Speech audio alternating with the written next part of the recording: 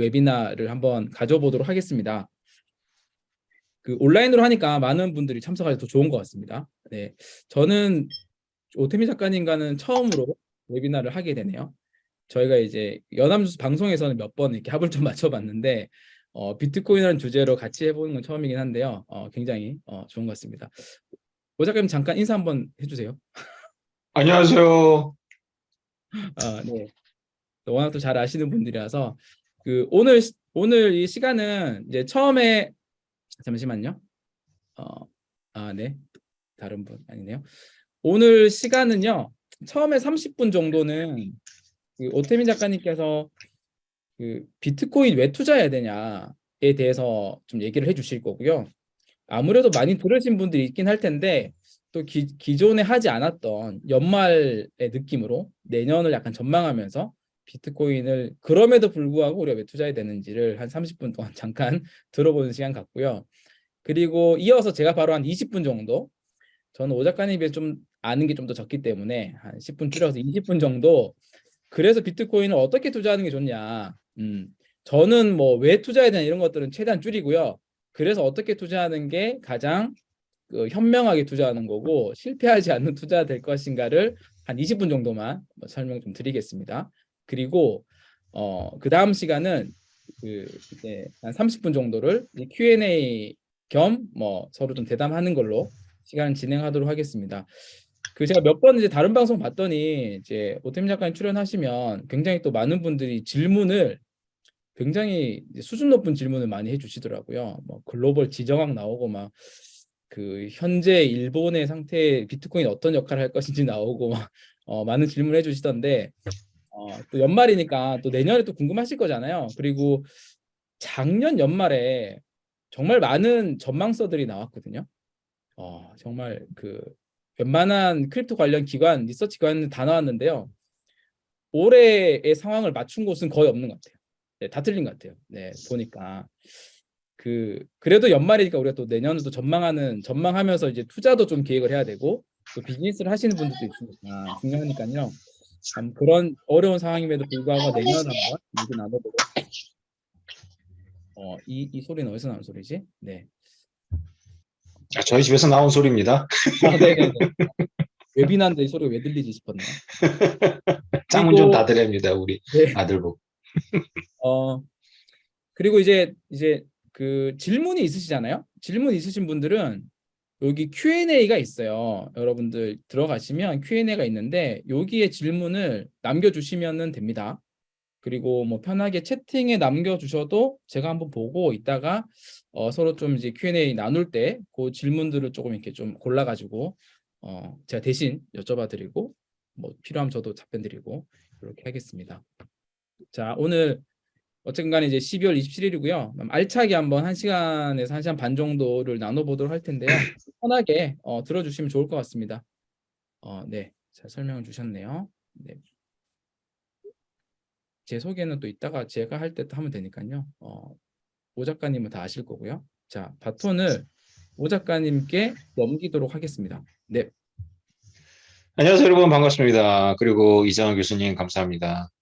이장학 교수님은 뭐 저보다는 연배가 좀 젊으시지만, 젊고 좋으시지만, 워낙 이 세계에서 발이 넓으시고, 두루 인망이 두터우셔서, 저하고도 이제 그 연합뉴스에도 같이 나가고, 저를 불러주셔서, 이장학 교수님이 저를 많이 키워주고 계십니다. 감사합니다. 이렇게 연말에 또 이렇게 줌으로는 제가 처음 해보는데요. 줌으로 이렇게 1대 다가 된다는 거를 잘 모르고 있었어요. 웨비나가 줌이라는 거 오늘 처음 알았는데 아까 셋업 하다가 머리털이 엄청 빠졌어요. 자, 오늘 제가 준비한 그 내용은 비트코인 왜 투자해야 되냐라는 그 주제로 그 이장원 교수님께서 한 2주 전에 저한테 이제 오더를 주셨고요.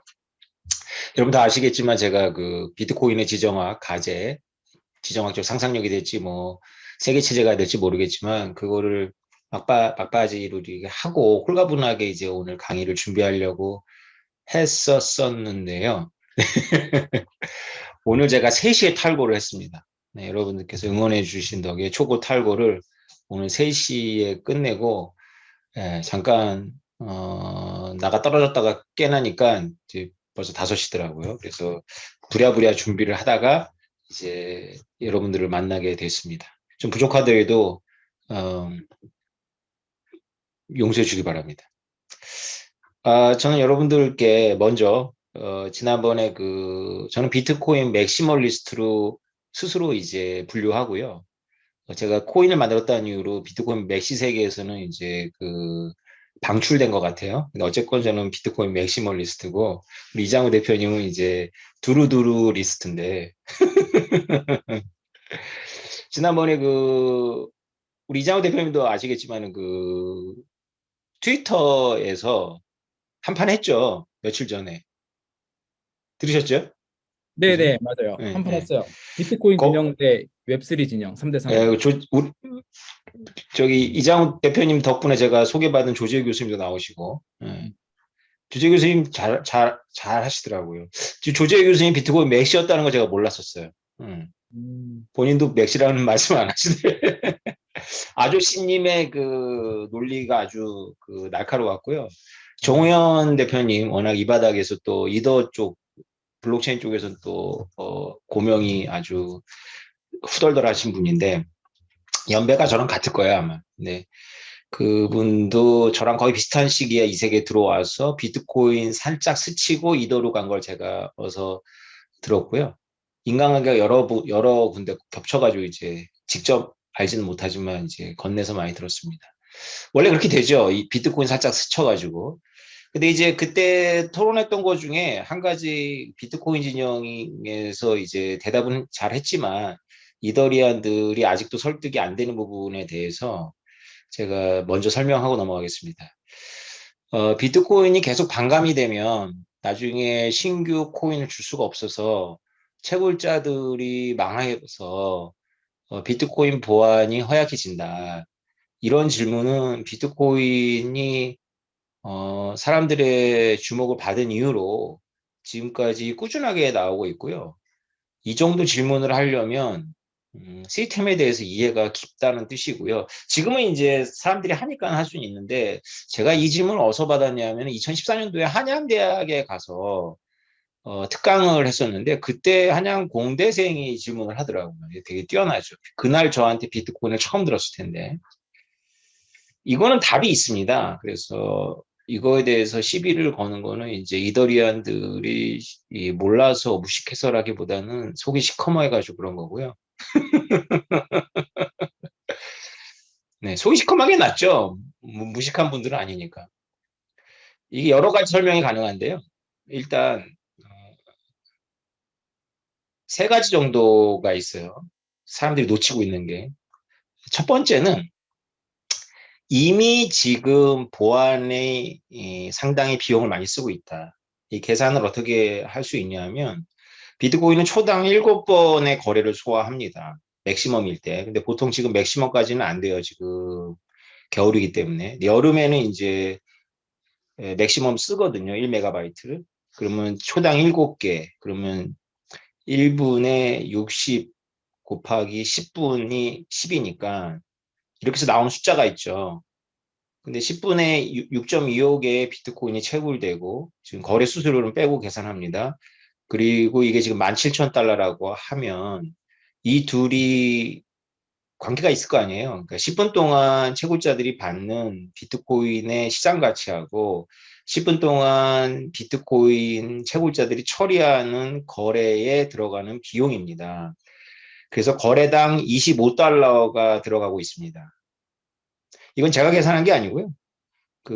비트코인 매거진인가에서 누가 이걸로 칼럼을 얼마 전에 써서 제가 코빗에 가서 정피터님이 이걸 또 질문하셔가지고 질문지를 미리 주셨어요 그때 그래서 이거 찾아와라 그때 눈 씻고 찾아가지고 이거 25달러 지금 제가 계산 다시 해보니까 25달러 맞네 제가 해도 되는데 찾아가지고 했었고 거래당 25달러의 수수료를 만약에 지불한다면 지금 정도의 보안 시스템이 유지되는 거예요. 그러니까 신규 채굴 보상이 없더라도 거래를 25달러, 한 우리나라 돈으로 3만 원쯤 하죠.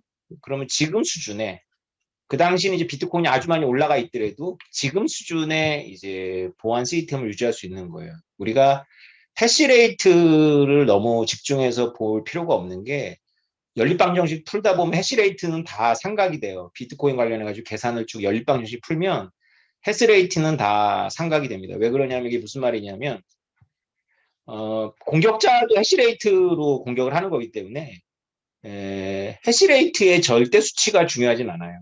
그 공격자에 비해서 굿 플레이어들이 더 많은 해시를 쓰고 있느냐가 이제 보안 시스템이니까 아저씨님이 그날 잘 설명했지만 비트코인은 비용의 함수입니다. 비용의 함수. 그래서 우리가 달러만 생각하면 되는 겁니다. 그래서 지금도 이미 이 트랜잭션당 25달러를 쓰는 시스템이다. 이렇게 아시면 되고요. 또 한 가지는 우리가 자꾸 놓치는데 비트코인이 신규로 채굴자들한테 얼마의 비트코인을 주느냐는 중요하지 않습니다. 중요한 것은 나심 탈레브가 비트코인이 망할 거라고 하면서 쓴 논문에 잘 정리가 되어 있는데요. 비트코인은 그러니까 그분이 그 정도 비판하는 거니까 그분이 내공이 있는 분이죠. 비트코인은 비트코인 시스템에 유입되는 외부에서 순입되는 그 자본이 정기로로 쓰인다. 물론 그 중에 일부는 고정비로 이제 마이닝 풀을 유지하기 위한 고정비로 쓰이겠지만 대부분은 정기로 변동비로 쓰인다라고 봤을 때 비트코인 시스템이 생태계 외부에서 들어오는 총 순유입 자본의 함수인 거예요. 그래서 그거를 총 유입 자본이 만약 뚝 끊긴다. 그러면 비트코인 가격은 계속 떨어집니다. 왜냐하면 신주가 발행되면서 그 기존의 저수지에 모여 있는 자산을 신규 발행자들이 빼먹는 거죠. 쉽게 말하면 금으로 치면 금 가격이 안 오르는데 새로운 금을 계속 채굴하면 기존의 금을 보유한 사람들이 그 신규 채굴한 금을 가진 사람들한테 조금씩 금을 이렇게 갈아가지고 주는 거랑 똑같은 겁니다. 물론 그렇게 안 하지만 가치론적으로 보면 그렇다는 거죠. 그래서 지금까지 비트코인은 역사적인 접근을 해보면 신규 자금이 꾸준하게 있어요. 왜냐하면 가격이 떨어졌지만 이렇게 거품이 형성돼서 떨어졌다 하는 거고 17,000달러라는 걸 유지하려면 하루에 900개의 비트코인이 이 가격으로 누군가가 신규로 사주는 거니까 그만큼 자본 유입이 있는 거잖아요. 그래서 나중에 비트코인이 채굴이 안 된다 하더라도 신규 자금이 유입이 되면 그거는 그러니까 시스템이 이런 거예요. 시스템이 크기를 키우지 않고 그대로 유지하는데 계속 외부에서 물이 들어와. 그럼 어딘가 나가는 거잖아요. 그게 어디로 나가냐? 전기료로 나가는 거예요. 그래서 그 전기료를 쓰는 사람들이 신규 코인을 받는지 그냥 해스레이트에 대한 보상을 받는지는 하나도 중요하지 않은 거예요. 신규 자본을 이 생태계는 외부로 유일하게 쓰는 게 전기료니까. 그죠? 그래서 POS랑은 이런 게 달라요. 그래서 이 POW는 외부 개가 있는 거예요. POS는 외부 개가 없어요. 자기네들끼리 이렇게 카드패를 돌리는 시스템이기 때문에 POW는 외부 개가 있어서 외부에서 신규 자금이 들어오면 그것이 신규 코인의 보상으로 가든지 아니면 그냥 해시레이트 경쟁으로 보상이 되든지 정기료로 나가게 되어 있는 거예요. 그래서 질문을 바꿔야 된다. 비트코인이 할빙돼가지고 반감돼서 새로 줄 비트코인이 없어지면 비트코인 시스템이 허약해진다라는 질문이 잘못됐고 정확한 질문은 이렇게 해야 된다. 나신탈레프처럼 외부에서 새로 들어오는 신규 자본이 없다면 시스템 망한다. 나신탈레프는 이렇게 질문했거든요. 나신탈레프 질문이 맞는 질문. 그러면 외부에서 신규 자본이 들어오지 않으면 비트코인 시스템은 그러면 데스스프로에 들어가냐 연쇄적으로 허약해지냐 이게 나신탈레브의 주장이었던 거고요. 그렇지 않다라고 얘기를 하는 거죠.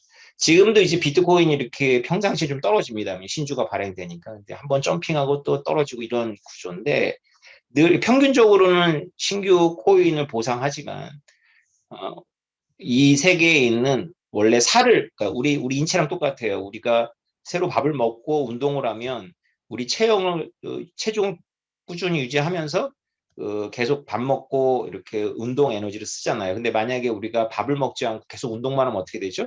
우리가 축적해놨던 지방이나 나중에는 이제 단백질까지도 에너지로 소모가 되잖아요. 그게 살이 빠지는 원리니까 살이 빠지죠. 신규 자본이 없어 살이 빠지죠. 살이 빠지는데 완전히 이제 피골이 상접해서 뒤진다라는 게 나심 탈레브의 주장이었고, 그 전에 뭔가 이벤트들이 발생해서 또 살이 찌운다, 이렇게 가셔야 된다라는 거죠.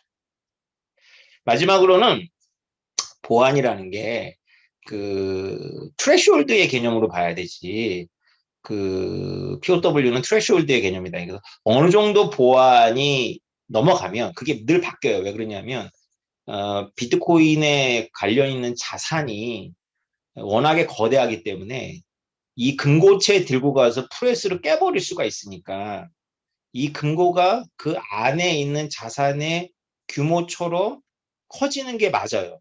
근데 그거는 초기 모델이에요. 왜냐하면 이 금고를 들고 가서 깰 수 있는 프레스가 이 지구상에 존재할 때의 문제인 거야. 근데 그 단계를 넘어선 지가 너무 오래돼서 이 금고의 내부에 있는 그 가치물하고 금고의 두께하고 비례하지 않더라도 지금은 이 금고를 갖고 가서 깰 수 있는 프레스가 현재 없어요. 한다면 이제 전 세계의 국가들이 담합해갖고 채굴자들 습격해서 채굴기 뺏고 이렇게 하는 방법이 있거든요. 그래서 지정학으로 이제 접근해야 되는 거고요. 그게 가능한지를 보려면.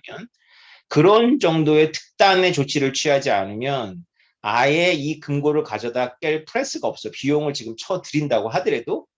그래서 지금은 이미 트레시홀드를 넘었기 때문에 가치물하고 금고하고 반드시 비례하지 않아도 되는 겁니다. 그래서 이더리안들이 질문한 걸 또 한 단계 바꾸면 이렇게 되는 거예요. 이 정도 이해하려면 이더리안 안 하고 비트백 맥시를 하기 때문에 질문을 못 하는 거고요. 나심 탈레브까지는 이제 할 수 있죠. 그러니까 정원 대표님이 한 질문으로 알고 있는데, 채굴 보상이 줄어들어서 비트코인 허약해지지 않냐라는 질문을 나심 탈레브식으로 바꿔야 돼. 신규 자본이 유입되지 않으면 비트코인이 허약해지는 거 아니냐를 바꿔야 되고, 그보다 더 세련된 질문은 뭐냐면, 야, 오태민, 그 금고 내부에 있는 내용물이 금고 외벽을 깨는 것보다 훨씬 더 값어치가 있으면 금고채 들고 가서 깨버린다이. 그렇지, 비례하지 않는데? 왜냐하면 신규 보상을 안 하니까. 이제 그거에 대한 대답은, 이제부터 예술이 되는 거죠. 그러면서 이제 되치기를 하는 겁니다. 이더리안들 되치기를 이렇게 하는 겁니다. 비트코인은 괜찮아. 그래서 이더리안이 위험해. 이더리움이 위험해.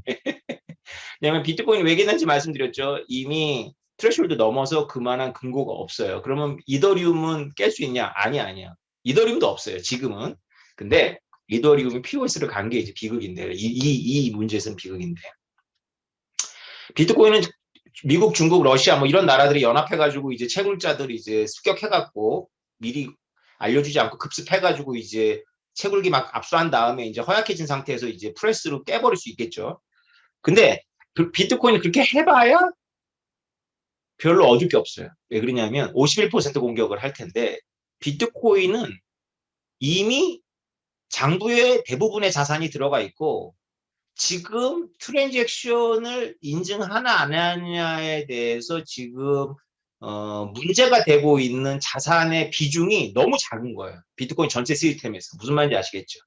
근데 해시레이트를 그렇게 장악하거나 억지로 채굴자들을 후드려 패가지고 할 수 있는 건 이전 6개 블록, 이론적으로 그것도 힘들죠. 6개 블록, 1시간 전에 채굴된 블록부터 지금부터 앞으로 할 거거든요. 이게 또 계속 유지도 안 되지만. 근데 이때 거래됐던 비트코인의 문제가 되는 그 가치가, 비트코인 지금 이미 채굴돼가지고 그 고래들이 50개씩 해가지고 지금 10년째 갖고 있는 거에 비하면 너무 작잖아요. 그래서 비트코인은 장부만 보호하면 51% 공격이 별 의미가 없다. 라는 것이 이제 사토시 나카모토가 댄 라이머 이런 애들이 자꾸 개기니까 짜증내면서 나 시간 없어. 그만해. 이렇게 얘기했던 부분이에요, 이게. 근데 이 돈은 왜 문제냐? 이 돈은요, 프론트 러닝이라는 게 있어요. 그 뭐냐면, 이 채굴 시스템을 이제 이더리움 같은 경우에 이제 만약에 누가 핵을 하잖아요.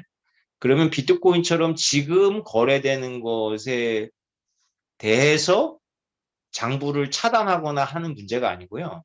이더리움이 지향하고 있는 이더 스마트 계약이 올라와 있는 가치물이 문제가 되는 거예요. 왜냐하면 이더는 원래 지향하는 게 이더라는 시스템 위에서 나스닥이나 코스닥 같은 가치물의 계약이 올라가야 되는 거거든요. 그런데 만약에 누가 애플의 주식을 갖고 스마트 계약을 했어. 그게 이더리움 컨트랙이야. 그런데 이더리움 POS 델리게이터들이 만약에 그 시스템을 배반하면 이들이 영구 퇴출되는데 이 애플의 자산 가치가 워낙 높기 때문에 여기에 걸려있는 자산이 너무나 가치가 있으면 그들이 한 번 매수당하고 그냥 퇴출당하는 걸 선택할 수 있다니까. 왜냐? 이더리움은 이더라는 거버넌스 코인을 담고 있는 금고가 아니고 더 큰 거를 담는 플랫폼이기 때문에 브로크하는 게 의미가 있는 거예요. 브레이크하는 게. 네. 그게 비트코인하고 다르다. 아, 이거 심오한 겁니다. 여러분 배우셨죠? 질문 있으세요? 네, 못 따라오신 거 질문 제가 받아드릴게요. 이거 너무 많이 써버렸네.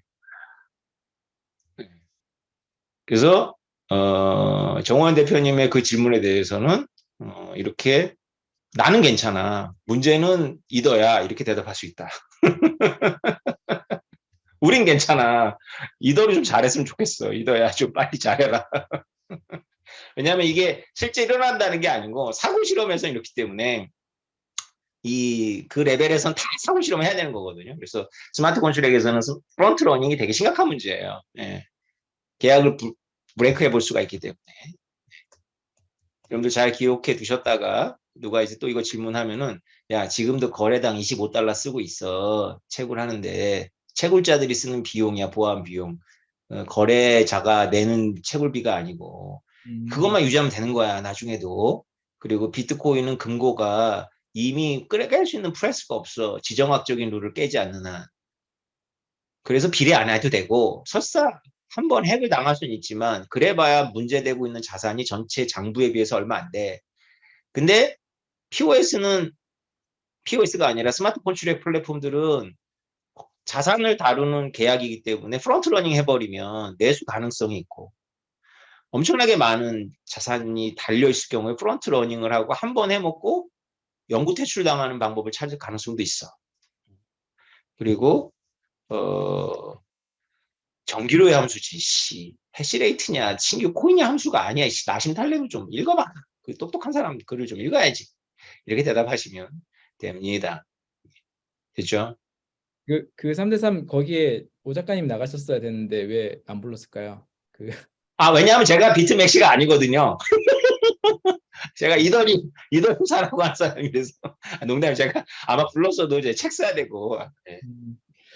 아마 아무튼 네. 질문들이 있는 거는 이따가 Q&A 할 때 한번 몰아서 한번 쭉 하시죠. 네. 네. 네. 자 그리고 오늘 비트코인 왜 사야 되냐 본론 들어갑니다. 이제 본론입니다. 네. 10분 만에 끝내겠습니다. 여러분 재벌집 막내 아들 보셨나요? 보시고 계시나요? 재밌으시죠? 제가 이장훈 대표님한테 오늘 그 얘기를 할 거라고 말씀드렸어요. 만약에 진도준이가 2002년 무렵에 죽지 않고 계속 재벌집 막내 아들로 2009년이 되었다면 드라마 작가가 미치지 않으면 뭘 사야 됩니까? 여러분. 네, 다 빨리 써주세요. 2009년이라면 2009년까지 재벌집 막내 아들로 미라클 어세스 그렇죠. 그렇죠. 몇 개나 사야 될까요?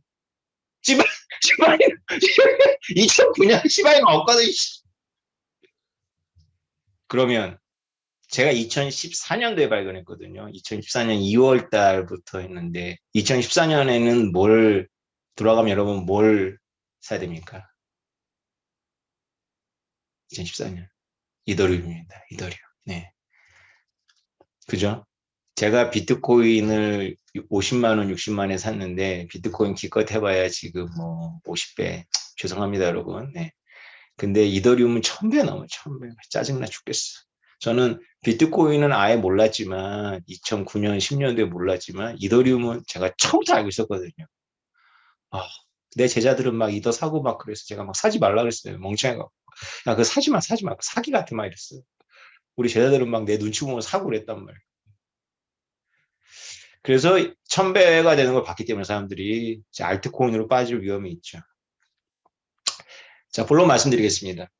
몇 편인지 모르겠는데, 그, 미국계, 그, 검은머리 한국인하고, 검은머리 미국인하고, 이제 우리, 어, 진도준하고 이제 테라스에서 나는 뭐 간판을 보면 보여, 뭐 이러면서 PC방, 뭐 얘기를 했잖아요. 그러면서 이 검은머리 미국인이 이런 얘기를 했습니다. 한국에서는 IT가 안 된다. 왜냐? 미국에서는 PC방이라는 개념이 없는데, 한국은 컴퓨터도 없어가지고, 전부 PC방에 가고, 저기 하냐. 간판이 얼마 많냐, PC방. 여러분, 지금 30대, 20대인 여러분한테 너무나 죄송한데요. 우리 이장우 대표님한테도 죄송한데, 저는 그 시대에 바로 그 자리에 있었어요. 자, 그 드라마 작가가 필력이 대단하신 분이지만 그 부분을 놓쳤더라고요. 이게 정확하게 모르는 것 같아요. 제가 어느 회사를 그 당시에 있었냐면 온미디어라는 회사에 있었는데 온미디어가 온게임넷으로 그 스타크래프트를 이제 중계하고 막 임요한 이런 친구들이 막 우리 회사 왔다 갔다 하고 그랬었어요. 예.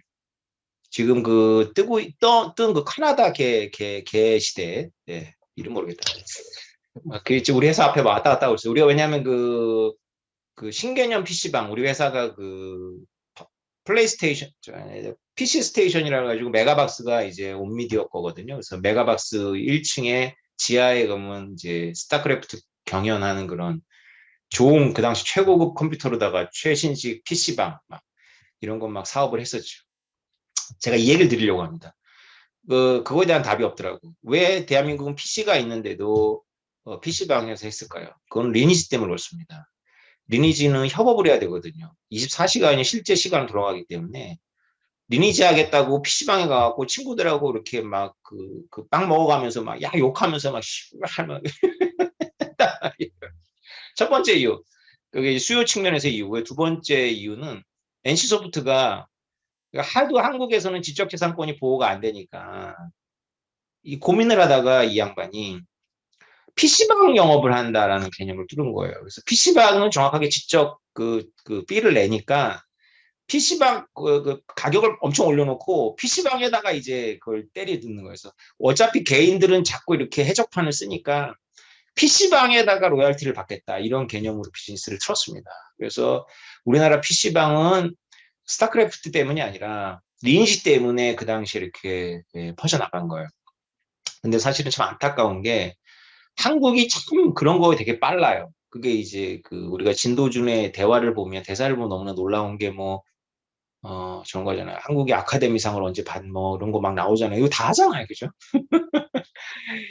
굉장히 영민한 사람들인 것 같아요. 특히 저는 그때 근데 그 온게임넷을 만든 사람 자체가 우리 학교의 경제학과 89학번인 사람인데 이 사람이 제가 총학생회 간부를 할 때 축제 때 자기가 1,000만 원을 쓰겠다는 거예요. 그래서 왜 1,000만 원이나 써요? 1,000만 원 가지고 학교 캠퍼스에다가 스크린을 걸어놓고 팩맨을 이렇게 게임하는 거를 그렇게 공연을 했어요. 근데 진짜 오타쿠들 그게 1994년입니다. 그 오타쿠들 몇 명 앉아가지고 이메일도 어드레스도 별 없었을 때 오타쿠들 몇 명 앉아가지고 팩맨 하는 거를 구경하는데 띠띠띠 소리 나고 그 전자음. 그래서 저 인간한테 저 꽁지머리 저 인간한테 돈을 지원한 내가 미친놈이 했는데 그 인간이 그때부터 그 게임을 실시간 중계하는 꿈을 꿔가지고 지 레벨에 안 맞는 그 온미디어면 이제 뭐 보통 그때는 아마 다 삼성 가야 되고 막 이러잖아요. 뭐 롯데도 잘 안 가던 시절인데.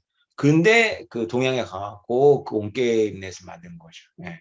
참 우리 회사 막 나오니까 내가 막 가슴이 벅차가지고 아무튼 그런 역사를 제가 살았는데요. 기회를 다 놓쳤죠. 중요한 건 뭐냐면 앱스토어가 그 바다 이야기 같은 게 있었어요. 그 이름 까먹었다. 그 대표님 뭐죠? 그 P2P 뮤직 해가지고 소니한테 고소당해서 없어지는데. 어, 모르겠는데요. 그 페이스북에도 관련인데 그 인간. 소리바다 미국 거. 소리바다의 미국 거. 소리바다 먼저 했는데 P2에서 망한 거 소니한테 소송받아가지고. 댓글 올라올 것 같은데 왠지. 이름 기억 안 나네. 내 뭐죠? 어려운가 봐요. 넵스터, 넵스터? 넵스터요? 그죠? 네. 예, 그거 망했어요. 소니한테 소송받아가지고. 근데 그걸 보고 누가 큰 각성을 하냐면 스티브 잡스가 각성을 합니다. 이건 제가 스티브 잡스에 대해서 쓴 책에서 읽은 거예요. 그래서 앱스토어가 지금 그 모양을 이제 스티브 잡스는 그 당시도 꿈을 꾼 거죠. 그래서 우리 PC방을 우리가 단지 그 교포처럼 컴퓨터가 없어서 이렇게 와서 한다라고 보지 말고 이게 재순환시키는, 그러니까 쉽게 말하면 IT라는 게 이 무형자산에 대해서 정당한 올바른 도덕적인 얘기하는 게 아닙니다. 완전히 이게 생태계적인 이야기예요. 피를 주고 그 피가 순환이 되는 시스템을 만들면은 이게 이 인터넷 붐 이후에 이제 무료 막 기반이었잖아요. 이런 시대에 이게 굉장히 중요한 재순환골이라는 걸 아는 거죠.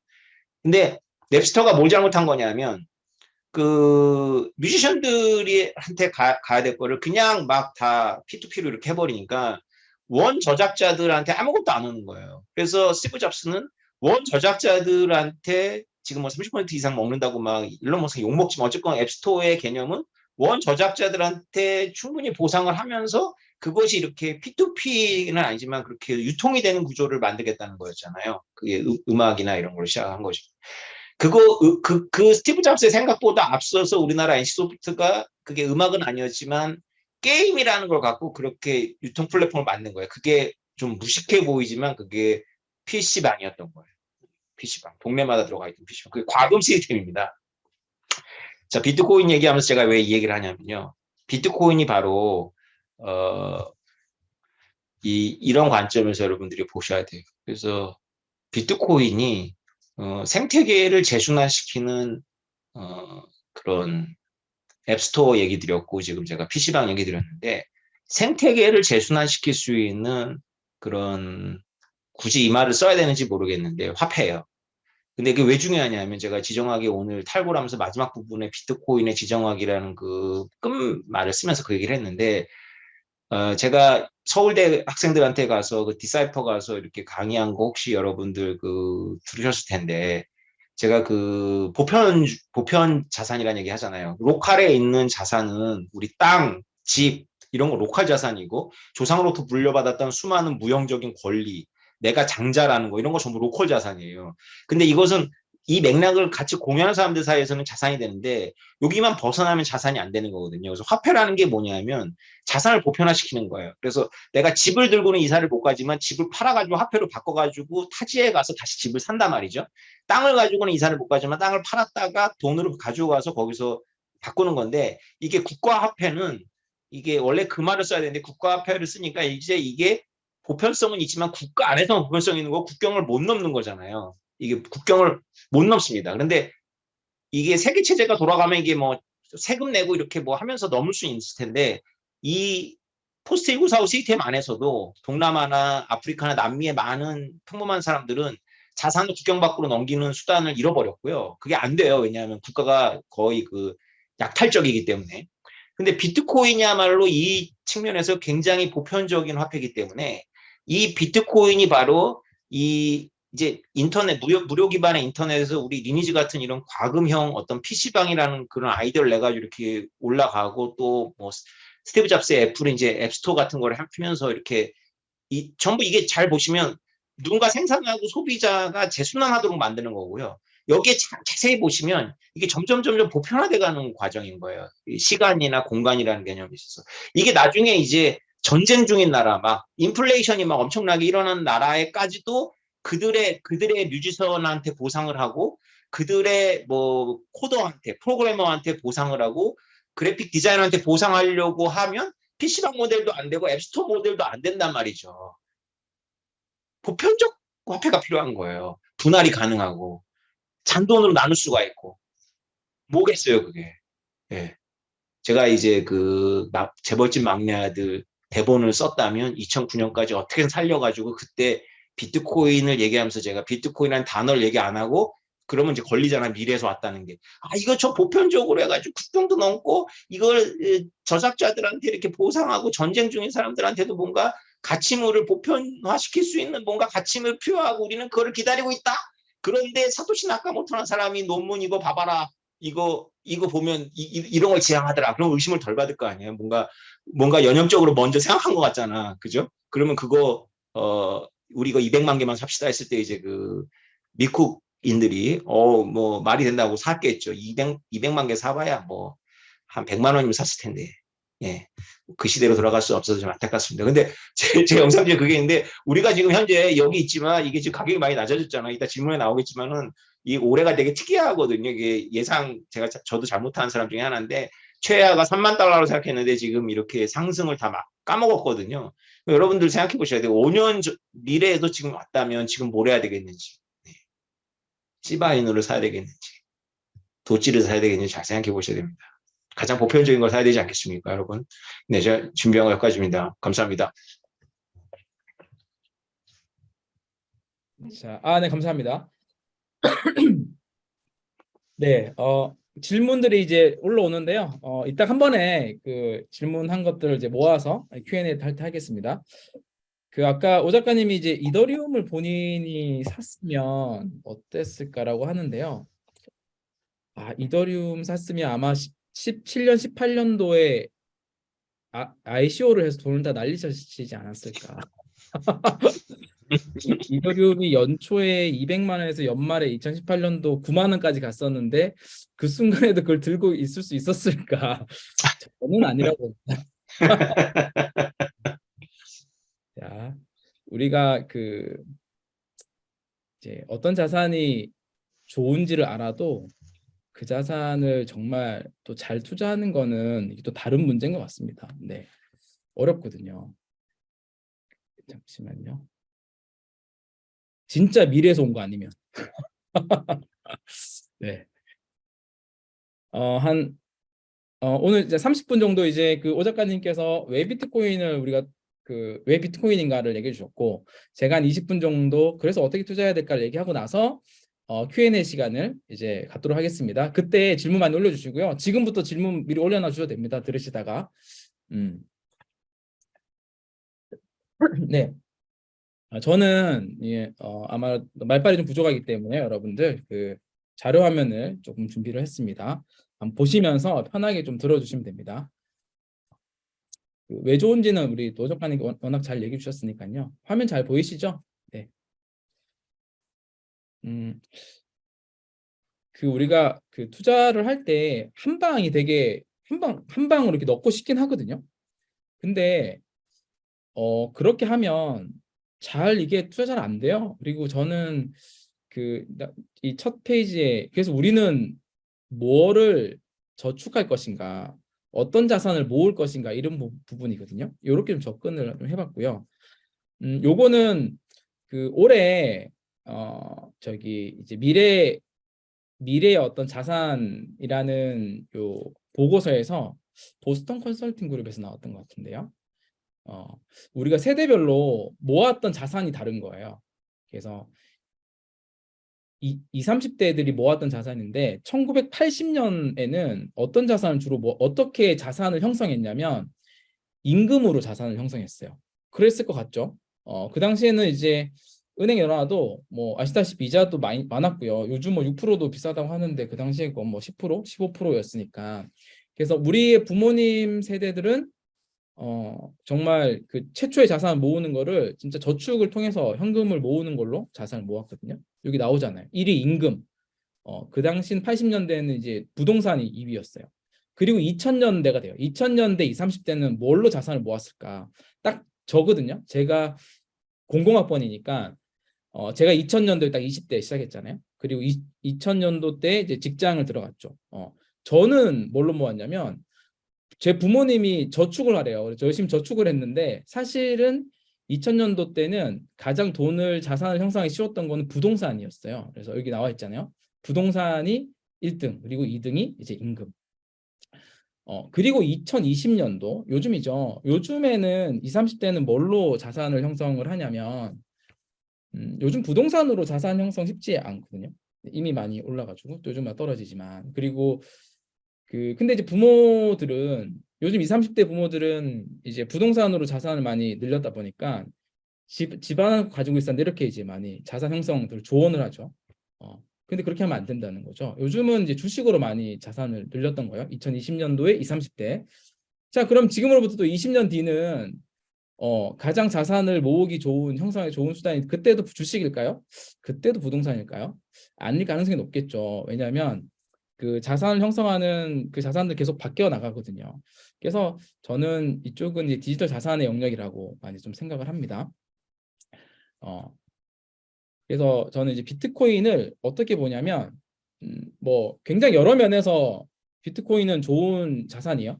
좋은 자산인데 저는 굉장히 좋은 저축의 기술이라고 보는 거거든요. 이게 세이빙 테크놀로지라고 좀 표현을 하는데요. 모아가기에 정말 좋은 자산이다라는 겁니다.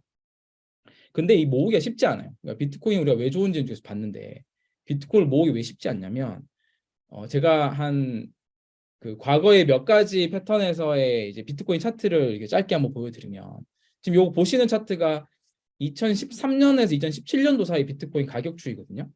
2014년도부터 아까 오태민 작가님이 비트코인을 공부하기 시작하셨다고 했잖아요. 아마도 이 2013년도 말에 비트코인이 거의 한 달 만에 10배가 올라가면서 이때 많은 사람들이 유입되긴 했어요. 그리고 또 하락을 할 때는 이때 한 12개월 상간으로 해서 한 85%가 또 하락을 했어요. 2014년도죠. 그리고 또 그로부터 이제 한 10개월 정도를 또 바닥에서 이렇게 머문 다음에 또 한 15개월 정도를 또 상승을 했거든요. 상승할 때 또 5배 정도 상승을 했어요. 그리고 요때 하락을 했던 여기 가장 큰 원인은 마운트 콕스라는 거래소 해킹을 당했죠. 우리는 올해 FTX 거래소가 파산을 하고 루나의 파산의 사건을 경험했지만 이 당시에도 또 굉장히 큰 이벤트들이 있었던 거예요. 근데 뭐 마운트 콕스라고 하는 그 당시에 글로벌 거래량 70% 되는 거래소 해킹 당할지 누가 알았겠어요. 그런 이벤트와 함께 또 하락과 상승을 합니다. 굉장히 큰 변동폭으로. 이 시기를 그냥 쭉 가지고 있기 쉽지 않죠, 자산을. 그렇게 해서 이제 1200불, 한 뭐 100만 원, 100한 몇십만 원 상간에 요 시즌은 끝나고요.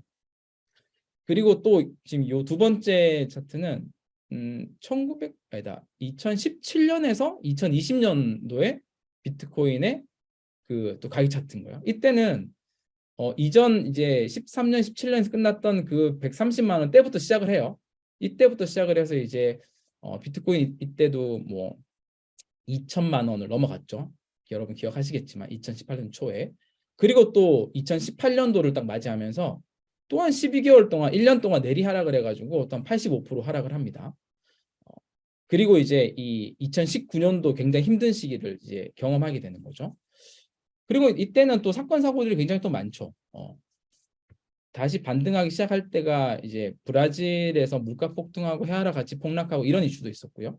그리고 또 뭐 일시적으로 또 한 60% 오를 때는 그때 미국하고 이란이 무력 충돌하면서 또 비트코인이 주목을 받았었거든요.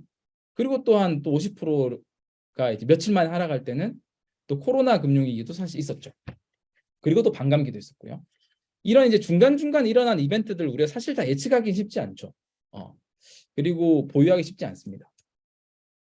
그리고 우리는 2021년도, 2022년도 지금 와 있고요. 또 2023년도, 2024년도를 또 예측을 지금 이제 하려고 합니다. 그리고 작년하고 올해만 하더라도 이 등락에는 굉장히 큰 이벤트들이 많아요. 이때는 또 우리가 2021년도는 요 전년도에 끝났던 가격부터 또 시작을 합니다. 또 다른 차원의 가격들이 만들어진 거죠.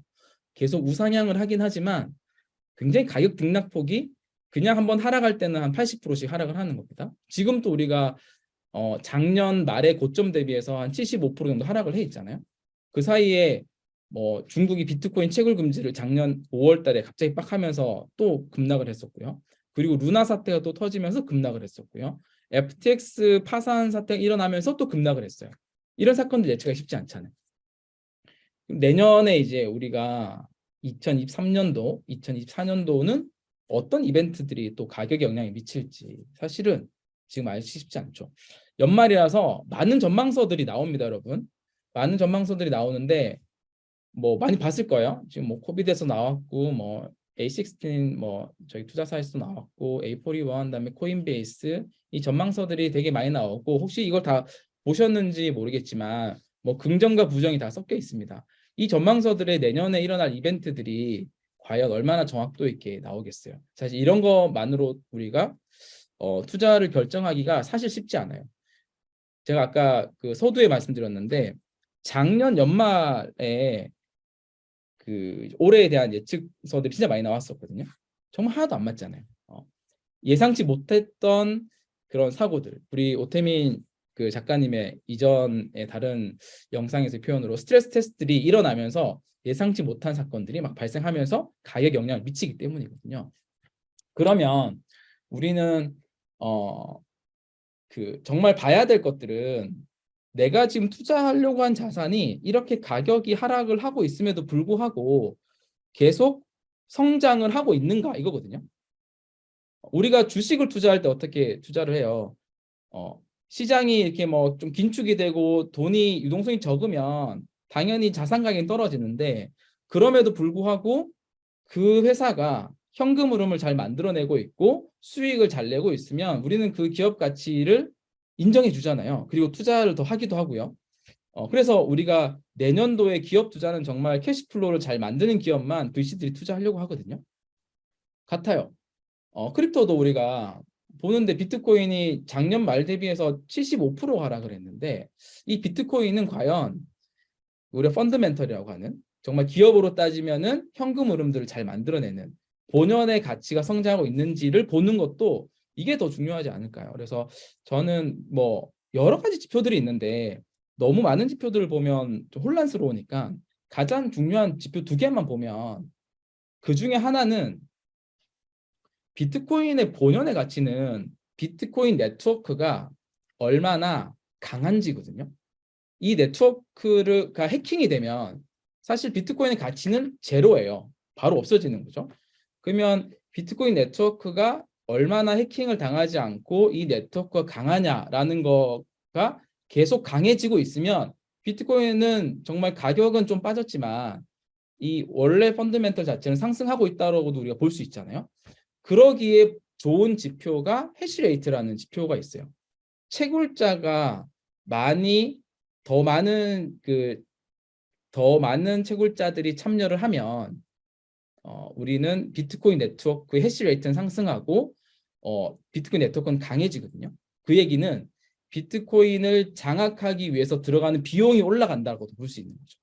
자, 그러면 여기 위에 까만 선이 가격이에요. 가격은 뭐 언제는 2018년 올랐다가 또 뭐 70% 하락했다가 그리고 작년 같은 경우도 굉장히 많이 상승을 했다가 2020년도에 비해서 또 지금은 70% 하락을 했지만 아래 보시면 이 해시레이트는 끊임없이 상승을 하고 있잖아요.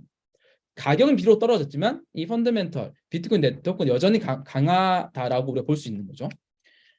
다른 코인도 비슷하지 않냐라고 반문하신 분이 있을 수 있을 것 같아요.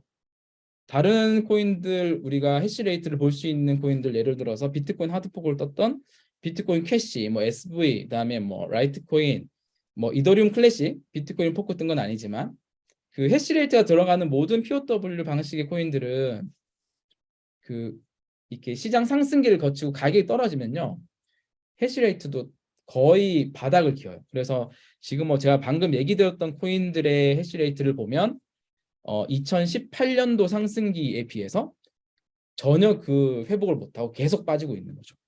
가격도 떨어지지만 그 네트워크 자체의 가치도 떨어지고 있다라고 볼 수 있고 실제로 그런 코인들은 2018년도의 가격을 회복하지 못한 상태로 작년에 불장을 거쳐왔어요.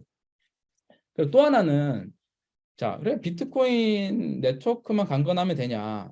그것도 강건해야 되고요. 비트코인을 많은 사람들이 써줘야겠죠. 많은 사람들이 결제를 소액을 주고받는데 많이 써줘야겠죠. 그래서 그걸 보는데 또 좋은 지표가 있어요. 아마 비트코인의 소액 결제나 비트코인이 많은 사람들이 쓰는 거에 가장 큰 기여를 하는 기술은 아마 라이트닝 네트워크라고 볼 수 있을 것 같아요. 그래서 라이트닝 네트워크가 많이 성장하고 있는지를 보면 되거든요. 그러니까 이 라이트닝 네트워크 용량은 여기 지금 최근까지예요. 그러면은 여기 캐퍼시티가 빨간색이죠. 가격이 하락하고 있음에도 불구하고 라이트닝 네트워크에 잠겨 있는 비트코인의 양은 계속 증가를 하잖아요. 그리고 그 채널 수도 계속 증가를 하고 있어요. 이런 포인트들은 되게 중요한 포인트인 거죠. 그래서 이제 이 가격은 일부 떨어졌지만 이 원래 본연의 가치들은 계속 상승하고 있다라는 것을 이런 간접적인 지표로도 볼 수 있다고 생각을 합니다. 그래서 이제 그러면은 이제 가격 떨어졌지만 원래 코인의 가치는 상승하고 있었고 실패하지 않는 투자 방법 중에서 저는 이거거든요. 결국은 우리는 투자를 어떻게 해야 되냐면 이 투자라는 건 뭐냐면 미래 이익을 추구를 하는데 현재 시간과 자원을 투입하는 행위라고 볼 수 있거든요.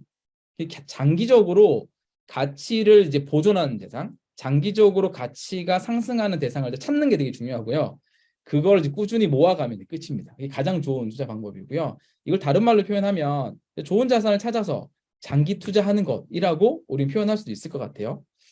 자, 우리는 좋은 자산을 아까 뭐 오 작가님 또 이제 비트코인 본인이 진도주의에 대해서 돌아왔을 때 비트코인 얘기를 이렇게 할 만큼 비트코인 좋은 자산이라는 얘기는 많이 해주셨고요. 이걸 그럼 장기 투자하는 게 되게 중요한데 장기 투자를 하는 게 사실 쉽지 않은 게 제가 맨 처음에 보여드렸던 것처럼 가격이 굉장히 많이 급변동하는 거예요. 그러니까 이 자산을 계속 가지고 있다는 자체가 굉장히 많은 스트레스가 쌓이는 거죠. 그래서 장기 투자를 하는 거에 있어서 가장 좋은 방법 중에 하나는 이 DCA라고 하는 적립식 구매 방법이거든요. 달러 코스트 에버리징에서 정액 분할로 구매를 하는 방법이에요. 자, 그러면 정액 분할로 해서 과연 수익이 뭐 얼마나 나겠어라고 생각을 할 수도 있잖아요.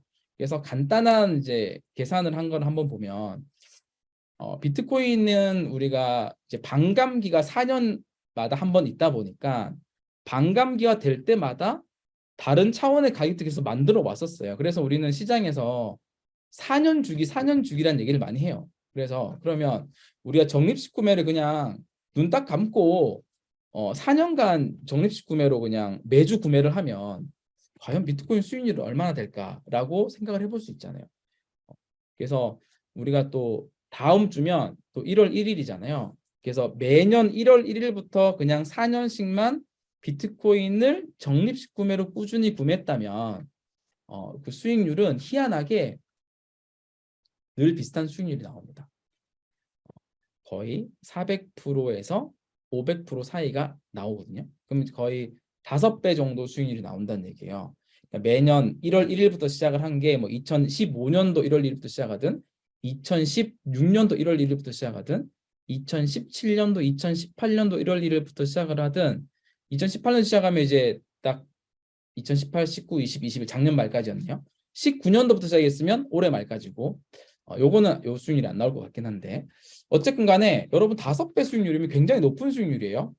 그리고 물론 이제 그 아까 오 작가님께서 2014년도에 거의 뭐 60만 원 정도 해서 지금 몇십 배를 얘기했지만 몇십 배, 몇백 배, 몇천 배를 생각하고 투자를 한다라는 거는 그 거의 백토막 뭐 이런 것도 염두를 해두고 투자를 해야 되는 거죠. 굉장히 초기니까. 그러면 우리가 현실적인 지금의 입장에서 투자를 하는 가장 좋은 방법들을 생각하다 보면 이 방법인 거죠. 그래서 정말 4년에 한 5배 정도 수익률이 나는 자산이 있다면 그 여치도 굉장히 매력적인 자산을 볼 수 있겠죠. 연간 수익률이 50% 정도 되니까. 그래서 적립식 구매를 하는 것만으로도 꽤 높은 수익률을 얻을 수 있다. 특히 비트코인이라는 자산에 한해서는 라고 볼 수 있습니다. 근데 우리는 조금 더 적극적으로 해보고 싶은 마음이 있을 수 있을 것 같아요. 적극적으로. 자, 여기 질문 또 4년 동안 할 수 있을까? 쉽지 않죠. 근데 우리가 뭐 다른 자산들을 생각해 보면 다른 자산에 비해서 이 크립토 시장은 이 사이클이 굉장히 짧아서 뭐 4년이 어떻게 보면 굉장히 긴 시간도 아니잖아요. 우리가 암호화폐만 투자를 하다 보면 마치 다음 주 수익이 안 나면 정말 큰일 날 것 같고 막 스트레스 받는데 또 그렇게 보면 산에도 길긴 하지만 그래도 이제 예상할 수 있는 시기는 있다라는 거죠.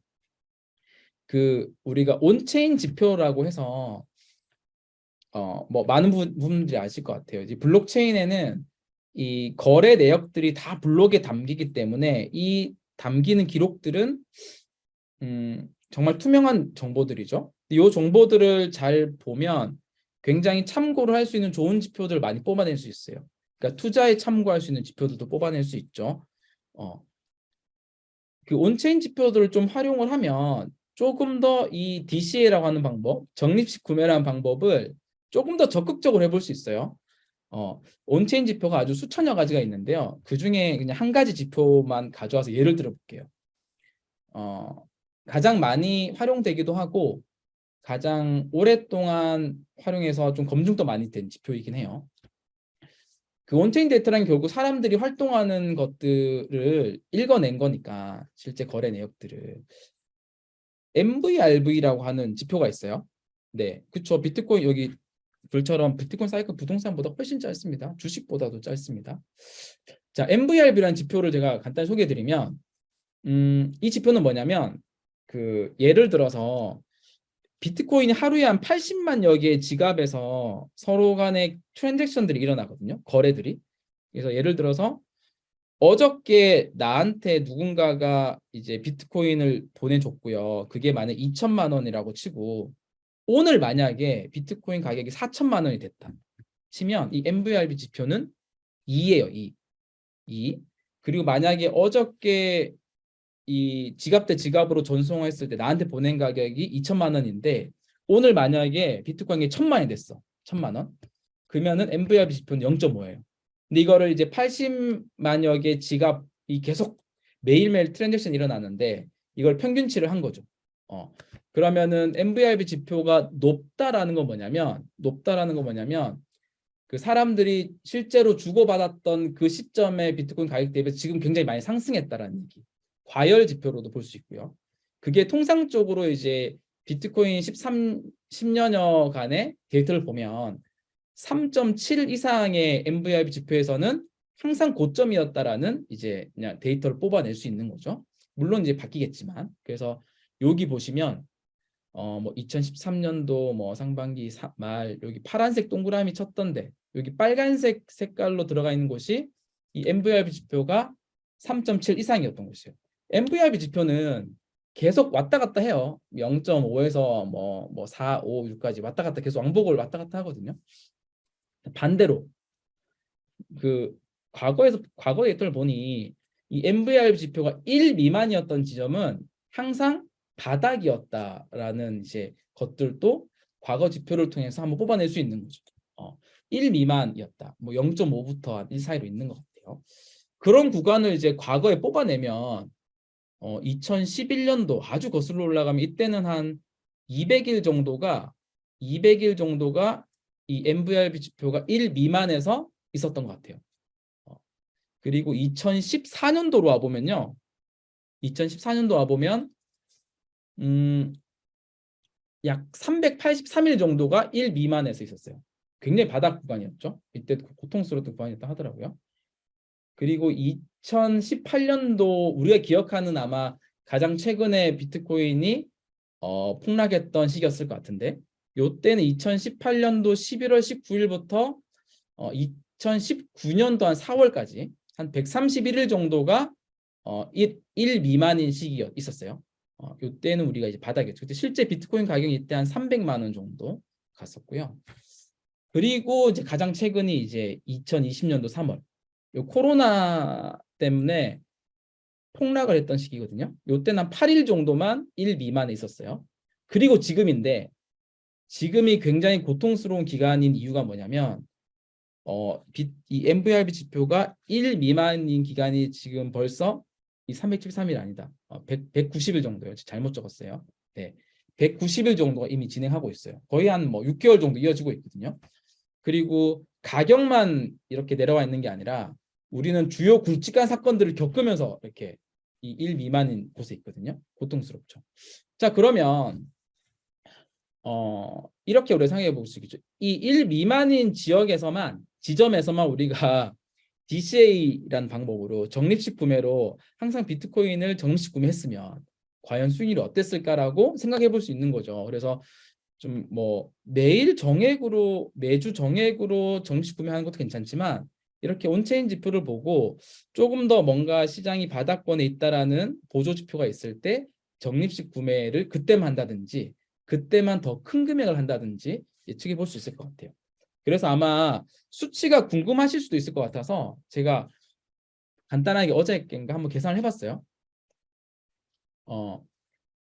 조건 이거거든요. MVRB 온체인 지표 중에서 MVRB가 1 미만일 때 정식 구매를 하고 MVRB 지표가 그냥 3.7을 넘을 때 그냥 매도를 한다면 이 수익률이거든요.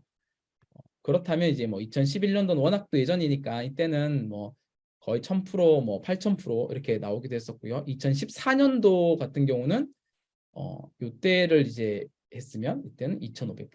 그리고 2018년도 기준으로 보면 거의 900%, 829%. 이런 수익률 볼 수 있죠. 물론 이제 과거 강이 낮았으니까. 근데 이제 이렇게 온체인 지표들을 좀 활용을 하면서 조금 더 적극적인 DCA를 해볼 수도 있다라는 거고. 그러면 지금은 어떻게 보면 이 적립식 구매를 하기에 이 자산을 모아가기에는 너무 좋은 시기긴 하죠. 우리가 과거의 어떤 시기들에서 교훈을 얻는다면. 근데 다음에 뭐 이 MVRP 지표가 3.7을 넘을 때 또는 이제 계속 줄어들고 있잖아요. 다음에 3.7까지 안 갈 수도 있겠죠. 뭐 3의 초반에 갈 수도 있겠죠. 그 시기가 언젠지 모르겠지만 그렇게 예측을 해본다면 물론 지금은 비트코인을 구매하고 적립식 구매를 하기에는 굉장히 좋은 시기라는 것을 우리는 온체인 데이터를 보면 좀 참고를 해볼 수 있을 것 같습니다. 이렇게 한번 정리를 하면 우리는 좋은 자산을 장기 투자를 해야 되는데 장기 투자를 하기 위한 가장 좋은 방법은 DCA라고 하는 적립식 구매가 있고 적립식 구매를 그냥 매일 같은 금액을 구매해도 되지만 이렇게 온체인 지표들을 활용을 해서 조금 더 보조 지표가 바닥을 가리킬 때 더 많이 구매를 한다거나 이런 기준을 가지고 하면 더 높은 수익률을 얻을 수도 있을 것 같습니다. 네, 거의 이제 마지막입니다. 저는 그 이제 비트 세이빙이라는 서비스를 운영해요. 그 비트코인을 적립식 구매를 해주는 솔루션인 거죠. 제가 주변 지인들에게 이렇게 투자를 해야 된다고 하니까 다 이렇게 하고 싶어 하더라고요. 그래서 이걸 좀 더 자동화시킨 서비스를 만든 거예요. 그래서 이 서비스에 가보면 여기 QR코드 지금 바로 서비스 나오는데요. 1비트코인 모으기라는 상품도 있고요. 또 방금 제가 얘기했던 온체인 지표를 활용해서 비트코인의 적립식 구매를 대신 해주는 이 상품도 있어요. 그래서 그 본인이 직접 하기 힘들면 이런 것들 이용해서 비트코인의 자산을 모아가는 것도 굉장히 좋은 방법이고 아니면 본인이 직접 하면 되겠죠. 꾸준히 할 수 있으면. 그래서 이런 서비스들도 있다. 또 한번 또 저희 서비스를 잠깐 또 소개를 해봤습니다. 네. 이렇게 해서 그 비트코인을 그래서 어떻게 투자해야 될까에 대해서 한번 진행했고요. 자, 우 작가님 나타나셨고 시간도 딱 20분 동안 했습니다. 자, 질문들을 이제 이어서 많이 이제 해주시면 됩니다. 잘 들으셨습니까, 작가님? 잘 들었습니다. 네. 네. 진도준이 만든 미라클 펀드 같아. 네. 자, 질문을 한번 볼게요. 잠깐만. 질문을 좀 띄워놔야겠다.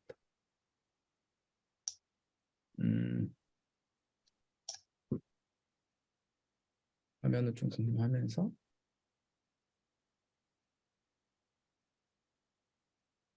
질문을 많이 남겨주고 계십니다. 요 질문이랑 그 저기 뭐지? 그 웨비나에서 그 유튜브에서 나오는 질문이랑 같이 이렇게 제가 하면서 할게요. 어이씨.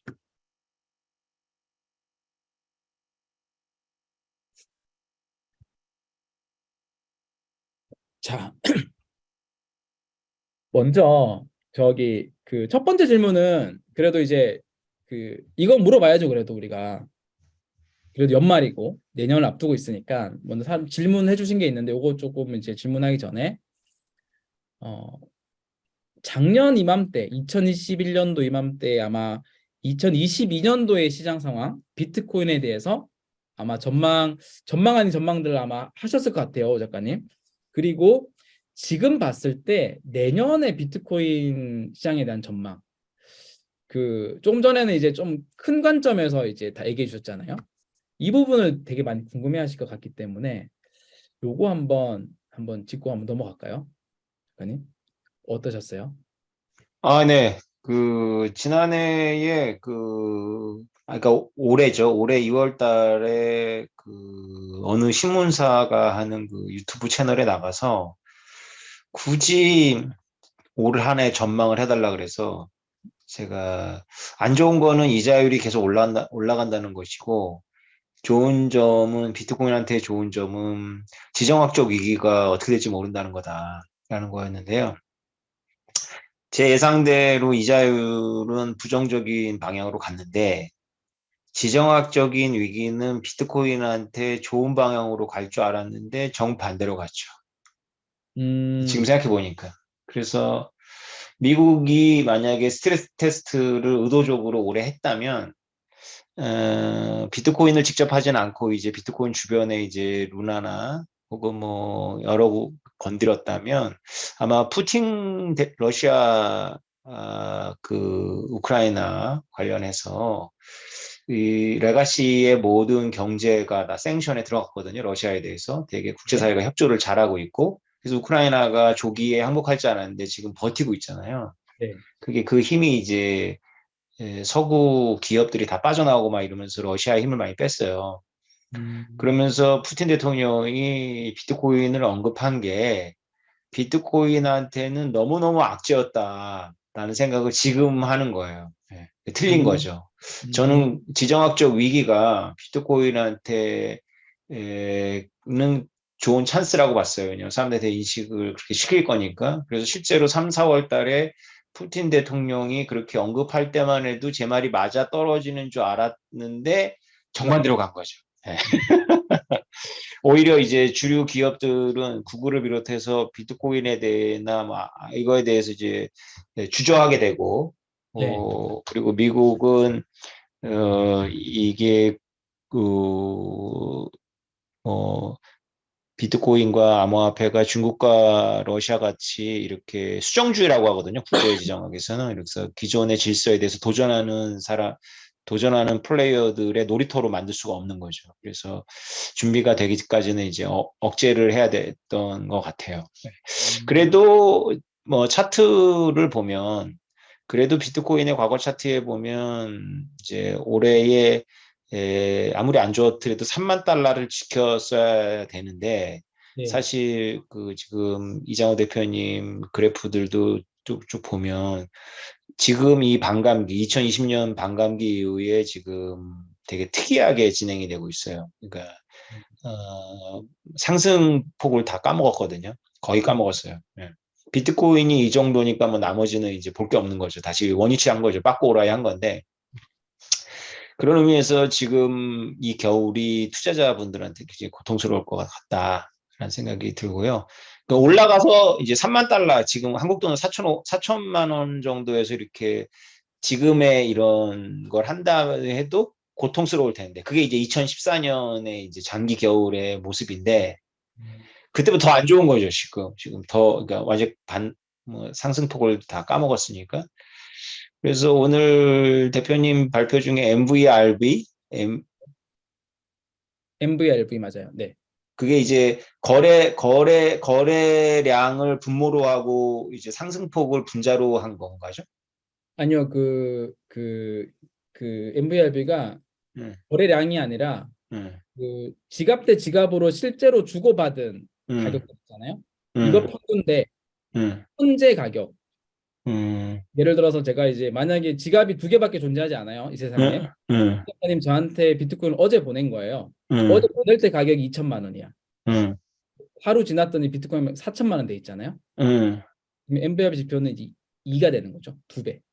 그러니까 어제 보낸 거에 오늘 거예요? 예, 예. 예. 음, 약간 그 사람들이 실제로 주고받았던 가격 음. 대비해서 현재가 얼마나 아, 됐냐. 그 그러니까 이게 높다라는 가열 거는 사람들이 실제로 주고받는 그것들만 계산했을 때 지금 계속 올라가는 쪽이었고, 예, 그게 1 미만이라는 거는 서서히 떨어지고 있다는 거네. 그죠? 1이면 제자리인 거고. 1이면 제자리인 거고요. 그렇죠. 맞아요. 그러니까 계속 살살살살 떨어지고 있다는 거죠. 1, 아무튼 지금은 그런데 이게 과거의 촉으로 보면 내년에는 반등하는 게 맞아요. 왜냐하면 지금 이렇게까지 다 반납할 건 아니었거든요. 그 아무리 루나하고 FTX가 있었지만 음, 비트코인은 이런 적은 없었던 거예요. 근데 물론 뭐 지금도 상당히 올라가 있는 거죠. 그러니까 사실은 이제 다 까먹으려면 10,000달러 테스트를 하고 있어야 되는데 그건 아니니까 음, 약간 올라가 있는 상태인데 음, 내년에는 만약에 비트코인의 내부적 요인이 영향을 크다면 왜 매크로 다 무시하면 비트코인은 반등을 해야 돼요. 예. 음, 그런데 제가 올해 보니까 꼭 그렇게 과거 지표대로 가진 않잖아요. 원래 당연한 거지만. 그래서 네. 예, 뭐 조심스럽죠, 뭐 내년에. 근데 괜찮을 것 같은데요. 예. 더 악재가 터지지 않으면 좀 회복되지 않을까? 아까 근데 이게 뭐 말씀드렸던 내생적으로는 3만 단순 달러를 회복하는 게 사실은 맞거든요. 예. 맞아요. 이게 이제 우리가 과거 대비해서 항상 똑같이 가진 않는데 예. 과거에서 이제 되게 그래도 좀 교훈들은 얻을 수 있잖아요. 참고 지표들 얻을 수 있잖아요. 그래서 2014년도도 그랬고 18년도도 그랬고 그러니까 1년 동안 80%씩 하락한 해잖아요. 그때가. 그리고 실제로 굉장히 고통스러웠던 해는 2015년도와 2019년도거든요. 그래서 2019년도는 이제 업계에서 뭐 탈불이라고 얘기했을 정도로 블록체인 탈출하는 게 유행어였죠. 왜냐면 도저히 여긴 있어야 될 산업이 아니다. 그래서 이제 업계가 다 도망갔는데 2015년도도 그랬고 19년도도 그랬고 전년도 워낙 많이 빠진 것 때문에 연초 대비해서는 다 2배 가격씩 갔더라고요. 그래서 내년에는 아무래도 뭔가 반등은 있긴 하겠으나 산업 자체는 좀 계속 힘들지 않을까. 왜냐하면 규제도 강해지고 올해 여러 가지 이런 문제들 때문에 그렇게 좀 볼 수 있을 것 같습니다. 자, 질문들을 굉장히 많이 해주셨어요. 제가 먼저 요거는 그 가장 먼저 질문해 주신 건데 오 작가님한테 물어볼게요. 이게 모테버스 채널에서 나온 거거든요. 그 금이 ETF로 나왔을 때 가격이 이제 그 상승했잖아요. 그리고 이제 얼마 안 가서 약간 이제 정부들이 금 가격을 제어를 했잖아요. 파생 상품 등을 통해서. 그렇다면 비트코인도 뭐 ETF가 나올 수도 있고 결국 제도권 안으로 들어와서 한다면 파생 상품 같은 거 개발해가지고 이제 국가가 가격을 충분히 제어를 금과 같이 할 수 있을 것 같은데 이거에 대해서 어떻게 생각하는지를 누가 여쭤보셨습니다. 네. 네. 많이 연- 받았던 질문입니다. 네. 비트코인에 대한 미국 그 금융 엘리트들의 접근의 한 방식일 거라고 생각을 해요. 기본적으로 관리를 하게 해야 되기 때문에. 그래서 음, 2017년도 불장에 영향을 미쳤던 CFTC의 그 선물 거래 허용은 사실은 비트코인 가지고 스트레스 테스트 해보라는 거죠. 그러니까 음, 그전에는 주류들이 비트코인을 아무리 저주해도 그 워런 버핏이나 빌 게이츠가 비트코인의 가격에 영향을 미치는 것은 제한적이었어요. 그러니까 쉽게 말해서 입만 터는 거죠. 음, 사가지고 팔아야 되는데 사느라고 그 사람들이 사느라고 가격이 올라가거든요. 음, 근데 선물 거래가 가능해졌기 때문에 그분들이 숏을 칠 수가 있게 된 거죠. 그래서 그걸 음, 가지고 도쿄대학교의 경제학과 교수가 논문을 썼어요. 그래서 비트코인은 이제 다시는 회복되지 않는다. 월가가 숏을 치기 위해서 숏 치라고 선물 허용한 거다. 근데 네, 그걸 이제 처음에는 좋은 소식으로 들었죠. 주류화 된다고. 그래서 이제 가격이 쭉 그랬던 것 올라갔었죠. 같아요. 근데 이제 2018년 때 역시 이제 떨어졌는데 그 도쿄대 교수님의 말씀이 맞는 것도 아니죠. 다시 회복이 됐으니까. 그래서 저는 그것이 이제 음모론적인 시각하고 우리가 그 같은 현상을 이제 다르게 해석하는 거죠. 음모론은 이제 통제한다는 말과 통제할 수 있다라는 거를 동일시하는 거고요. 음, 저는 통제하려고 하는 거는 맞을 거예요. 근데 그들의 뜻대로 잘 안 되죠. 네. 그래서 금처럼 의도는 중요하지 않죠. 그래서 음, 의도는 상당히 통제하려는 생각이 있어요. 그러면 통제하기까지 주류화 시켜야 되겠죠. 그게 이제 우리나라 같은 경우에도 이제 뭐 새로운 산업을 부양하기 위해서 자꾸 세금을 이제 밀어주고 이런 걸 수도 있지만 한편으로는 이런 생각을 할 거예요. 이거를 세금을 매기게 되면 세금은 좀 들어오지만 본격적으로 다들 이제 암호화폐가 합법이구나 하면서 이제 법인 계좌 만들어다오, 뭐 회계 기준에도 넣을 거야 하면서 본격적으로 이제 기업들 뛰어들고 뭐 하는 것도 어떻게 감당할래? 이런 이제 고민들도 하는 거죠. 그것이 쓸데 있건 없건 간에. 그런 양면성이 다 있다. 뭐 양면성이라고 해야 돼요. 다면성이 있다라고 보고 있어요. 그래서 제가 그 스트레스 테스트 강의에서도 강조했지만 미국은 금융자산에 대해서 관리 통제만이 아니라 유사시에는 이제 금융 전쟁이 벌어지면 상대가 공격했을 때 보호하는 방법.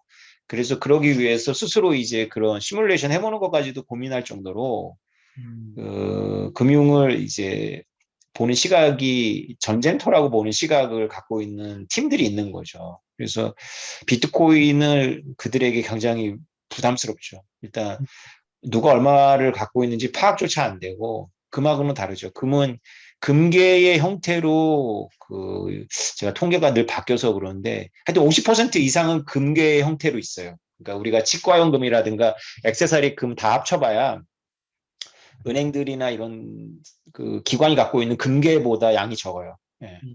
그래서 금괴용 금은 사실은 지하 벙커에 있거든요. 그래서 상당수의 금은 지하 광물사에서 캐내가지고 순도를 높인 다음에 다시 지하에다가 더 두터운 금고 안에다 더 어두운 곳에 넣는다 이런 이제 조크가 있거든요.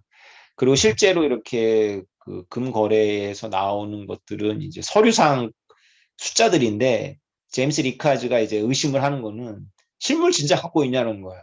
네. 안 밝히고 있거든요. 그래서 실물이 네. 없을 가능성이 높아요. 근데 다른 자산은 실물 없이 골드만삭스나 JP 모건이 공매도를 치면 기소당해요. 근데 음, 금에 대해서는 그게 허용이 되고 있는 것 같아요. 왜냐하면 음, 가격을 관리해야 되니까. 근데 비트코인의 예술적인 부분이 뭐냐면 실물 안 갖고 치기가 어렵죠. 왜냐하면 온체인 데이터 같은 거 우리가 늘 들여다보고 있잖아요. 맞아요. 그러면 비트코인을 금처럼 미국 정부가 어디 그 갖고 있다면 온체인 데이터상에서 이만큼 움직이지 않는 거가 우리가 갖고 있는 거라는 걸 공표해야 되는데 누가 하나 싹 움직이는 거지. 그러면 뽀롱이 빡 나는 거죠. 거짓말이. 그래서 비트코인은 그런 고민이 있다. 근데 이게 비트코인은 가격에 이로울지 아닐지는 아까 말씀드렸던 푸틴 대통령의 비트코인 발언이 불리한 쪽으로 작용한 것처럼 네, 오히려 불리할 수도 있어요. 가격이라는 측면에서 단기적으로. 단기적으로. 오히려 그들 손아귀에 들어가는 게 단기적으로는 더 좋겠죠. 그러면 지연 정책을 조금 느슨하게 하면서 뭐 EFT라도 하고 막 더 관리 위주로 이렇게 주류화를 막 시킬 텐데 자신이 없는 거죠, 지금 미국이. 이거를 이렇게 주류화 시킬 만큼의. 그러니까 계속 지연을 시키는 거죠. 그게 가격에는 안 좋죠. 근데 강건성이라는 측면에서 봤을 때는 안 잡히니까 사실은 그 존재 의의가 있는 거거든요, 비트코인이. 맞아요. 정리하면 그런 거 같겠어요. 이제 금처럼 가격 제어를 할 수 있지 않냐 이런 면에서는 금은 그래도 가격 제어를 하려면 많은 물량을 그 제어를 하려고 하는 쪽이 가지고 있어야 되는데 비트코인은 그렇게 되기가 쉽지 않은 좀 특성이 있으니까 금만큼은 만만하게는 안 될 것이다 이렇게 볼 수 있겠네요. 자 그리고 질문해 주신 거 맨 처음에 질문해 주신 게 있는데 채굴 얘기예요. 잉여정기 이 질문 단골 질문인 것 같긴 한데 그 질문 아마 그 작품 보이긴 하실 텐데 제가 읽어봐 드릴게요. 우리나라도 잉여전기를 비트코인 채굴에 사용될 거라고 생각하시는지요? 잉여전기의 채굴 사용이 필연적이라고 보면 될까요? 아니면 단지 하나의 가능성이라고 보면 될까요? 이런 질문이 있습니다. 편지를 하나 받았어요. 어디 화력발전소의 임원이신데, 네. 좀 제안을 주면 자기가 그 오너를 설득해서 그 해보겠다는 거예요. 그래서, 오, 아이고, 웬 이게 진짜 기쁜 소식이야. 그래서 같이 한번 해봅시다라는 이제 생각을 하고 만약에 그 화력발전소가 어딘지 모르겠지만은 저희가 실사 가서 이게 규모가 되면 우리 지혜족보나 오테버스의 그 구독자들하고 같이 한번 해보는 걸로 그런 계획을 짜고 있습니다. 이게 큰 변화 같긴 해요. 그 뭐 요즘 한전의 채권이나 이런 이제 한전의 수익성 악화는 계속 이슈가 되고 있고 뭐 최근에 공유도 해주셨지만 뭐 일본 같은 경우도 뭐 채굴 다시 이제 도쿄전력에서 하니까 잉여전기를 또 아프리카나 이런 데서도 하는 거랑 먼 미국에서 하는 거랑 또 그 일본에서 하는 거랑 또 느낌이 좀 다르긴 하던데 뭐 그런 것들이 계속 이렇게 좀 번져 나가는 것 같아요.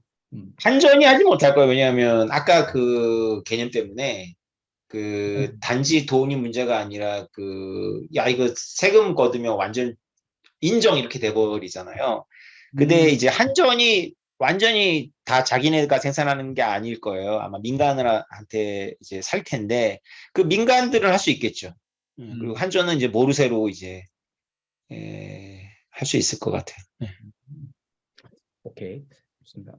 또 질문이 해시레이트가 높다는 게 펀드멘털이 살아있다라는 거는 이해하겠는데 그러면 해시레이트를 일부러 높아 보이게 할 수도 있지 않나요? 어, 네. 비용이 들겠죠? 일부러 그 높아 어떻게 보이게 일부러 할 높기만 동기가 되지? 약하겠죠? 예?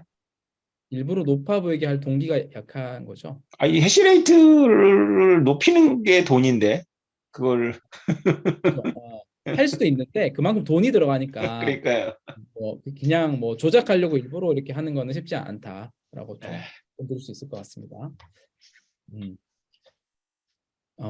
그리고 뭐 질문 순서대로 또 하나 하면 이제 그 MVRB 지표 되게 좋은데 요거 말고 저나 또 작가님이나 또 보시는 지표가 있으면 하나만 더 추천해 줄 수 있을까요? 혹시 작가님 보시는 지표 있으세요? 온체인 지표 중에서?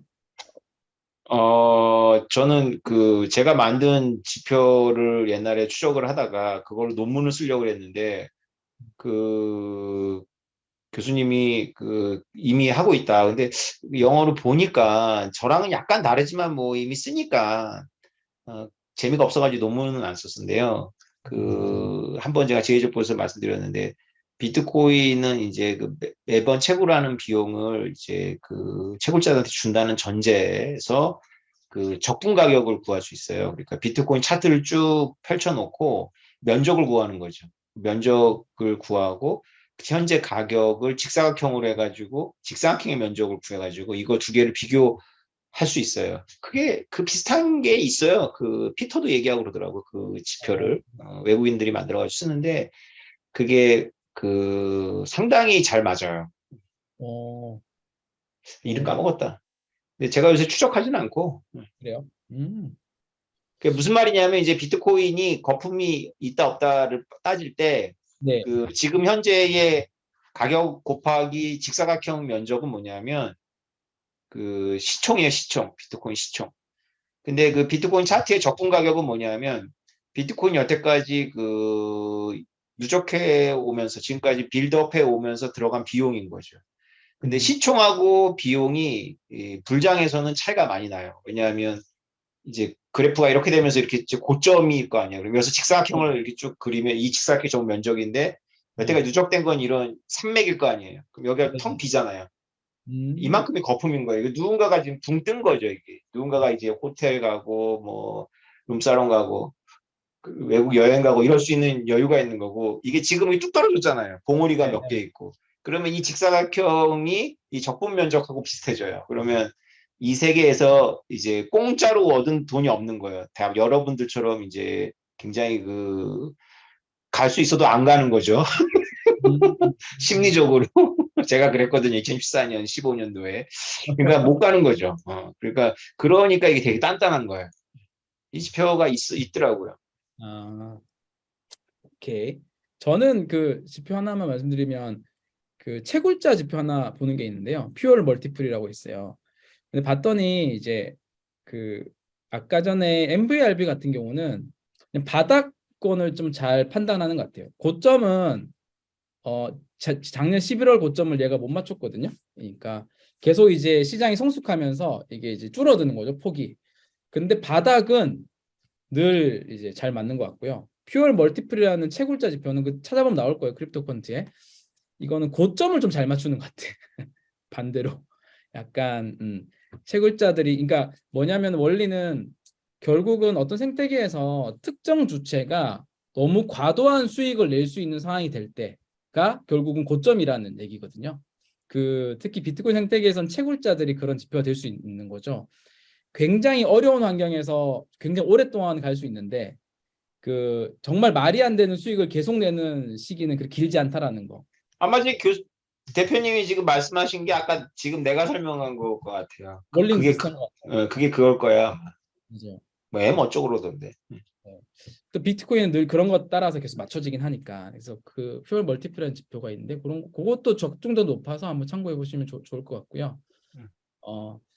그 뭐 저기 비슷한 질문에 이제 뭐 온칭 관련 지표인데 기존 플레이어들을 전제로 하는 MVRV 같은 지표들이 상당히 무력화될 수 있을 것 같긴 한데 사실 뭐 이런 지표들 참고하는 게 독이 될 수 있을 것 같다라고도 하고 의구심을 좀 갖긴 한다라고 하는데 사실 맞죠. 왜냐하면 그, 그 절대 무적인 지표는 없으니까요. 그거에 따라서 사람들이 또 반응을 하고 반응을 하면 또 개선이 되니까 그 결국은 그래서 보조 지표인 겁니다. 절대적인 지표는 될 수 없고요. 그런데 제가 경영학을 전공했잖아요. 학부에서. 네, 2학년 때인가 재무관리가 이제 그 파이낸스인데 영어로 하면 그 재무관리 교수님이 딱 들어와가지고 그 주식 평가 모형 같은 거 이렇게 해주시면서 네, 첫 시간에 딱 이런 말씀하시는 기억이 나요. 주식 가치를 맞추는 모형은 불가능하다. 왜냐하면 누군가가 그 모형을 만들어내면 그 모형대로 행동할 거기 때문에 어긋난다는 거예요. 그렇죠, 그렇죠. 아우, 너무 그 말이 너무 인상적인 거예요. 그러면서 이 과목을 앞으로 열심히 들을 이유가 없구나라는 이제 동기부여를 완전히 없애버리고 그 왜 공부를 해야 돼? 수학 그래서 엄청 나오고 되게 어려운 과목이거든요. 근데 첫 시간에 이게 딱 말씀하시더라고. 그래서 그게 공부할 의욕이 안 생기는 거지. 근데 그게 참 맞는 말인 거예요. 지금 교수님 말씀하신 그게 된 거죠. 너무 이제 무명일 때는 자기가 전망하는 게 잘 맞출 수 있는데 아무도 자기의 말 따라 행동을 안 하니까. 근데 이제 너무 이렇게 신뢰가 높아지고 유명해지거나 점쟁이가 되면 그때부터는 그 말이 틀릴 가능성이 높아지는 거죠. 사람들이 그에 따라 행동을 하다 보니까 또 바뀌는 거죠. 그런 원리인 것 같긴 합니다. 네, 그 잠깐만요.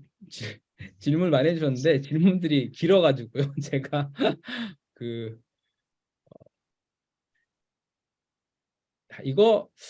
이거 작가님 쉽게 설명하실 수 있을까? 그 CBDC와 아토믹 스왑에 대해서 설명하신 거 들은 것 같은데 쉽게 설명해 줄 수 있냐고 물어봤는데 이거 가장 쉽게 한번 설명 짧게 한번 해봐 줄 수 있어요? 그러니까 이제 중요한 것 같긴 해서. 그 비트코인은 사람을 인증하면서 트랜잭션을 허용하는 시스템이 아니라 암호를 인증하는 거잖아요. 네, 근데 금융에서 트랜잭션이 일어날 때는 사람을 인증하거든요. 음, 신원 인증을 하거든요. 네, 암호도 인증하지만 신원 인증이에요, 기본적으로. 너가 누구냐라는 거 인증하잖아요. 근데 비트코인은 너가 누구냐라는 거 묻지 않잖아요. 그죠? 그렇죠. 그 CBDC를 암호 기반으로 만들어내면 그 암호를 가진 사람은 다 이동을 시킬 수 있잖아요. 음, 그러면 CBDC를 암호 기반으로 만들어내면 정부 입장에서는 안 움직이는 걸로 보이는데 그 암호를 암호화해서 음, 이더리움 상에서 토큰을 발행해 버리는 거예요.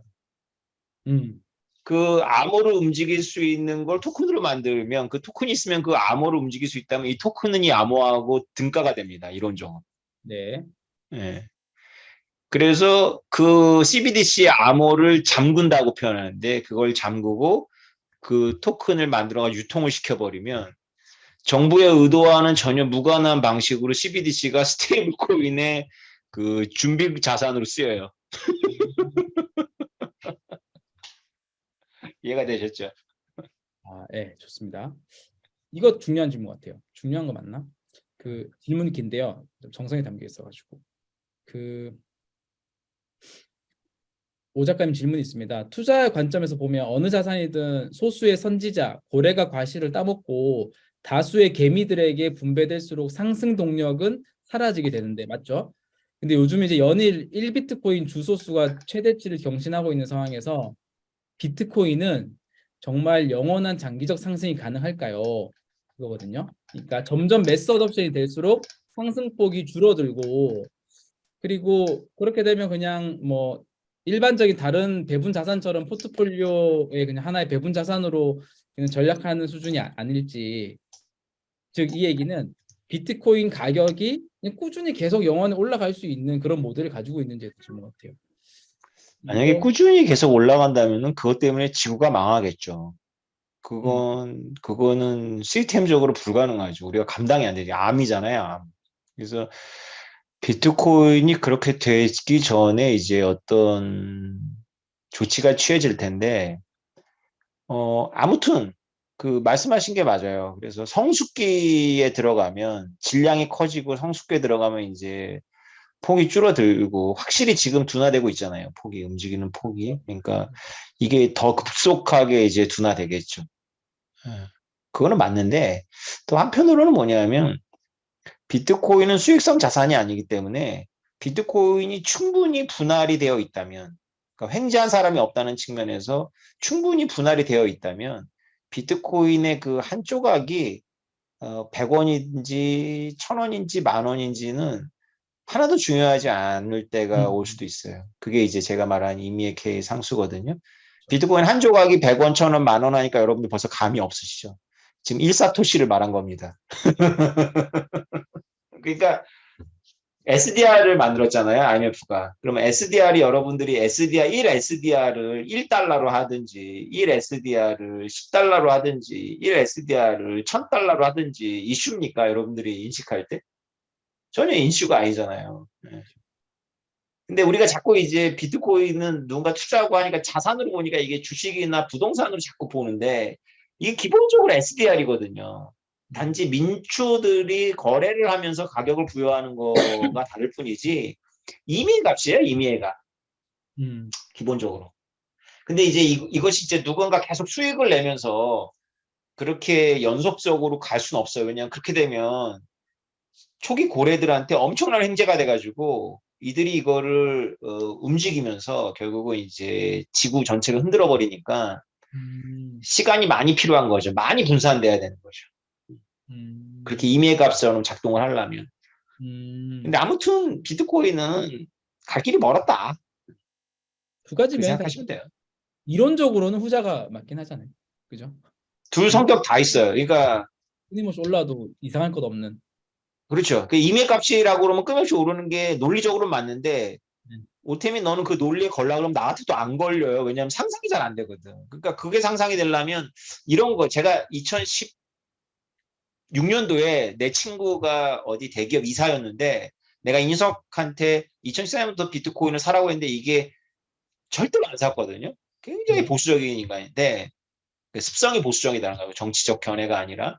내가 이 인간을 설득하면서 이런 얘기를 했어요. 야, 너 진짜 비트코인은 지금 이런 전봇대인데 이 전봇대가 계속 키가 크는 거야.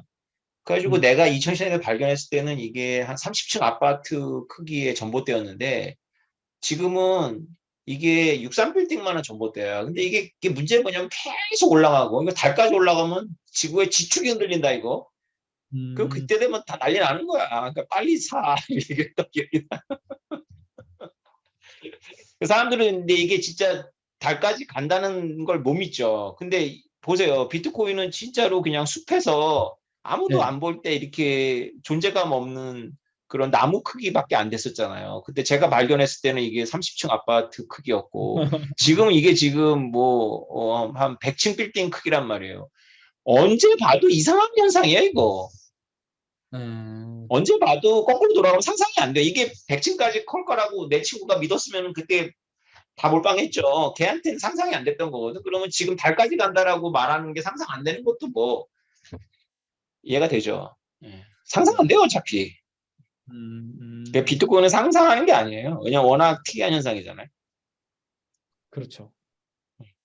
그렇죠. 논리를 믿어야 돼요. 제가 늘 제 제자들한테 했던 말이 지금 너희들의 직관하고 논리가 충돌하는 건 너무 충분히 이해해야 되고 나도 그런데 논리를 믿어야 된다, 비트코인. 음, 그렇죠. 그게 없으면 사실 지금 가격이 해석이 안 되니까. 네. 지금이 그리고 상상이 되겠어요? 말도 안 되지. 진도준이가 2009년도에 그 미국 그 CEO한테 이 논문 보고 이거 지금 뭐 1달러 주면 막 10,000개씩 주는 이거 사야 된다. 이거 나중에 개당 2만 달러 넘는다 그러면은 동포 청년 드디어 미쳤구나 이러지 않겠어요? 그걸 누가 믿겠어요? 그게 비트코인이 지금까지 이렇게 수익을 내는 자산으로서 성장한 게 아니잖아요. 그냥 임의 값이 갖다 붙은 거야, 임의 값이. 그 임의 값이 갖다 붙었는데, 갖다 붙기만 하지, 얘가 하방 경직성이 있는 거예요, 하방 경직성. 그러니까 우리가 지금 이 가격도 잘 생각해보면 굉장히 이상한 가격인데, 우리는 8만 달러, 6만 달러를 받기 때문에 지금도 너무 낮은 걸로 느껴진단 말이에요. 이러면 된 거예요. 그럼 또 여기서 또 상상이 또 시작되는 거예요. 그렇죠. 세킹된 자산이 있는 게 아니니까 사실은 그렇죠. 그 뭐 주식이야 뭐 삼성가에 계속 음, 오르면 매출량 그렇죠. 계속 보고 너무 비싸다 그러는데 이거는 그러니까 맞습니다. 결국은 그냥 숫자예요, 숫자. 수요 공급의 원리니까 예, 수요가 계속 늘어날 거냐 예. 뭐 라이트닝 유저가 계속 늘어날 거냐 공급은 그 정해져. 삼성전자 주식이 달까지 간다고 하면 그건 미친 거예요. 왜냐하면 삼성전자가 그만큼 막 전 지구를 다 먹어야 되잖아. 근데 그 뭔가를 패킹되어 있기 때문에 그게 불가능한 건데 비트코인의 숫자라니까. 음, 그런 거 보면 음. 그쵸 투자 자산은 참 매력적이긴 한데 또 지금 가정이 천으로 타고 난 거야. 우리 다 진도준이라니까. 지금 누가 댓글에 쓰셨습니다. 충격적이랍니다. 충격적. 그리고 비트코인 아직도 먹을 게 많다. 그 가슴이 웅장해진다라고 하는데 예 맞습니다. 네 우리 그 딱 10분만 하고 그만하시죠. 시간은 이미 지났거든요. 아, 그래요? 네, 네 10분만 하고 딱 그만하면 될 것 아, 같습니다. 근데 대표님 이게 왜 이 줌으로 하면 우리 시청자들도 그냥 목소리 출연이 가능한 거 아니에요? 돼요. 손 드시는 분들 예, 출연 한번 가능해요. 말씀해 보시라고 그랬어요. 그 혹시 들어보게. 목소리 제가 그 질문 대신 못 읊어드린 분 중에 그 손 드셔 직접 손 들고 질문하실 분들은 손 들어 주시면 됩니다. 그러면 우리 여기 관리자님께서 메인으로 등장시켜 드리겠습니다. 10분간은 그렇게 하시죠. 여기 그 제이슨 손 드신 분 이렇게 패널로 좀 올려 줄래요? 한 분 손 드셨어. 네.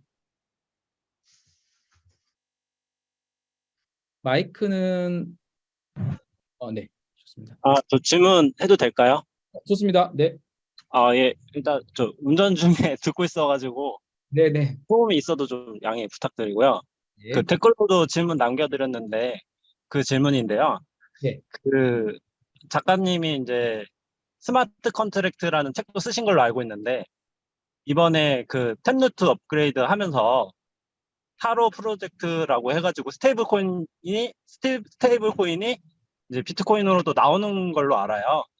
그래서 이제 비트코인 위에 스마트 컨트랙트가 가능한 건지, 디파이나 뭐 이런 것도 비트코인 위에서 가능한 건지, 그게 이더리움 쪽에서 주 무기잖아요. 그래서 그거 어떻게 생각하시는지 궁금합니다. 네, 이 조지혁 교수님하고 이장우 대표님하고 저하고 셋이서 밥 먹으면서 했던 대화네요. 그죠? 탭노트 전에. 조지혁 교수님한테 저도 설명을 들은 건데요. 탭노트 업그레이드를 하면 그 시그니처를 하는 그 용량이 굉장히 줄어들어서 멀티 시그니처 어드레스라는 그 기능을 이제 1대 20이 아니라 막 그거를 병렬로 이렇게 할 수 있는 거예요. 그래서 기본적으로 그게 스마트 컨트랙의 기능이거든요. 그래서 스마트 컨트랙이 되려면 시간을 잠그고 이제 지갑을 여러 개를 잠궈서 변제 최종성 있는 가치물이 가서 붙으면 이론적으로 이제 스마트 컨트랙이 됩니다. 그러니까 스마트 컨트랙을 그냥 만든 닉사보의 아이디어에서는 자동차를 빌려가지고 이제 돈을 내면서 쓰다가 돈을 안 내면 자동차 엔진이 딱 꺼지는 거거든요. 그래야 돈을 내잖아요. 근데 이제 자동차를 가지고 이제 그 토우 트럭을 레카차를 해가지고 자동차 자체를 훔쳐가는 건 어떻게 막을 것이냐 뭐 이렇게 사고 실험이 돼요. 그래서 물리적인 사물을 가지고 스마트폰 출력에 올려가지고 이렇게 움직이는 거는 사실은 가정이 좀 필요해요. 그래서 순전히 디지털 자산이면 변제 최종성만 있으면 스마트 콘트랙이 되거든요. 그러면 이더리움이 됐건 비트코인이 됐건 스마트 콘트랙 플랫폼이 되려면 순전히 디지털적인 형태를 갖고 있는 자산이 이제 계약의 조건이 되면 이론적인 스마트 콘트랙 자산이 되는 거예요. 그러니까 법원이나 이런 데 도움이 필요 없는 거죠. 그 제 책 스마트 콘치렉이라는 책의 주제 의식이거든요. 그게. 그래서 스마트 콘치렉의 그 에세이를 읽어보면 이더리움이 상상이 되시기보다는 아마 비트코인이 상상이 되실 거예요. 그래서 아마 닉사보가 썼던 용어가 사토시 나카모토가 쓰기 때문에 그 닉사보가 사토시 나카모토의 유력한 후보자 한 서열 3위 하면 3위쯤 되거든요. 그러니까 당연히 플랫폼의 문제가 아니고 스마트 콘트랙은 변제 체감성이 있는 물질과 가치물 전송과 그 다음에 지갑을 닫을 수 있는 시스템과 시간을 잠글 수 있는 시스템이면 되거든요. 예. 근데 이제 문제는 뭐냐면 스테이블 코인이 되려면 우리가 알고리즘만 가지고는 안 되잖아요. 누군가가 그걸 가져오면 그거를 보장해주는 주체가 필요하잖아요. 여기서부터 문제가 생기는 거예요. 이거는 이제 템루트가 됐건 어떤 알고리즘의 이슈가 아니고 결국은 서드 파티 문제거든요. 서드 파티.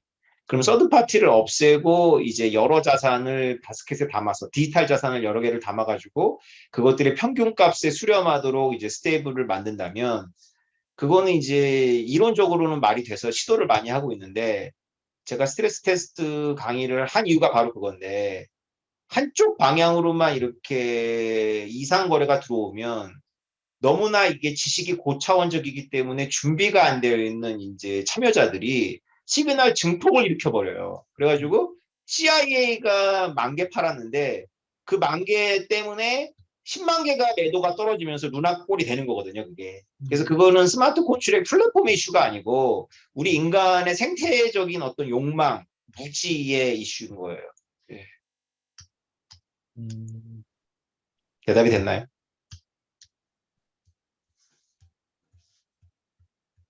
재근님 잘 들으셨어요? 네, 대답이 됐나요? 아, 감사합니다. 예, 대답이 된 것 같습니다.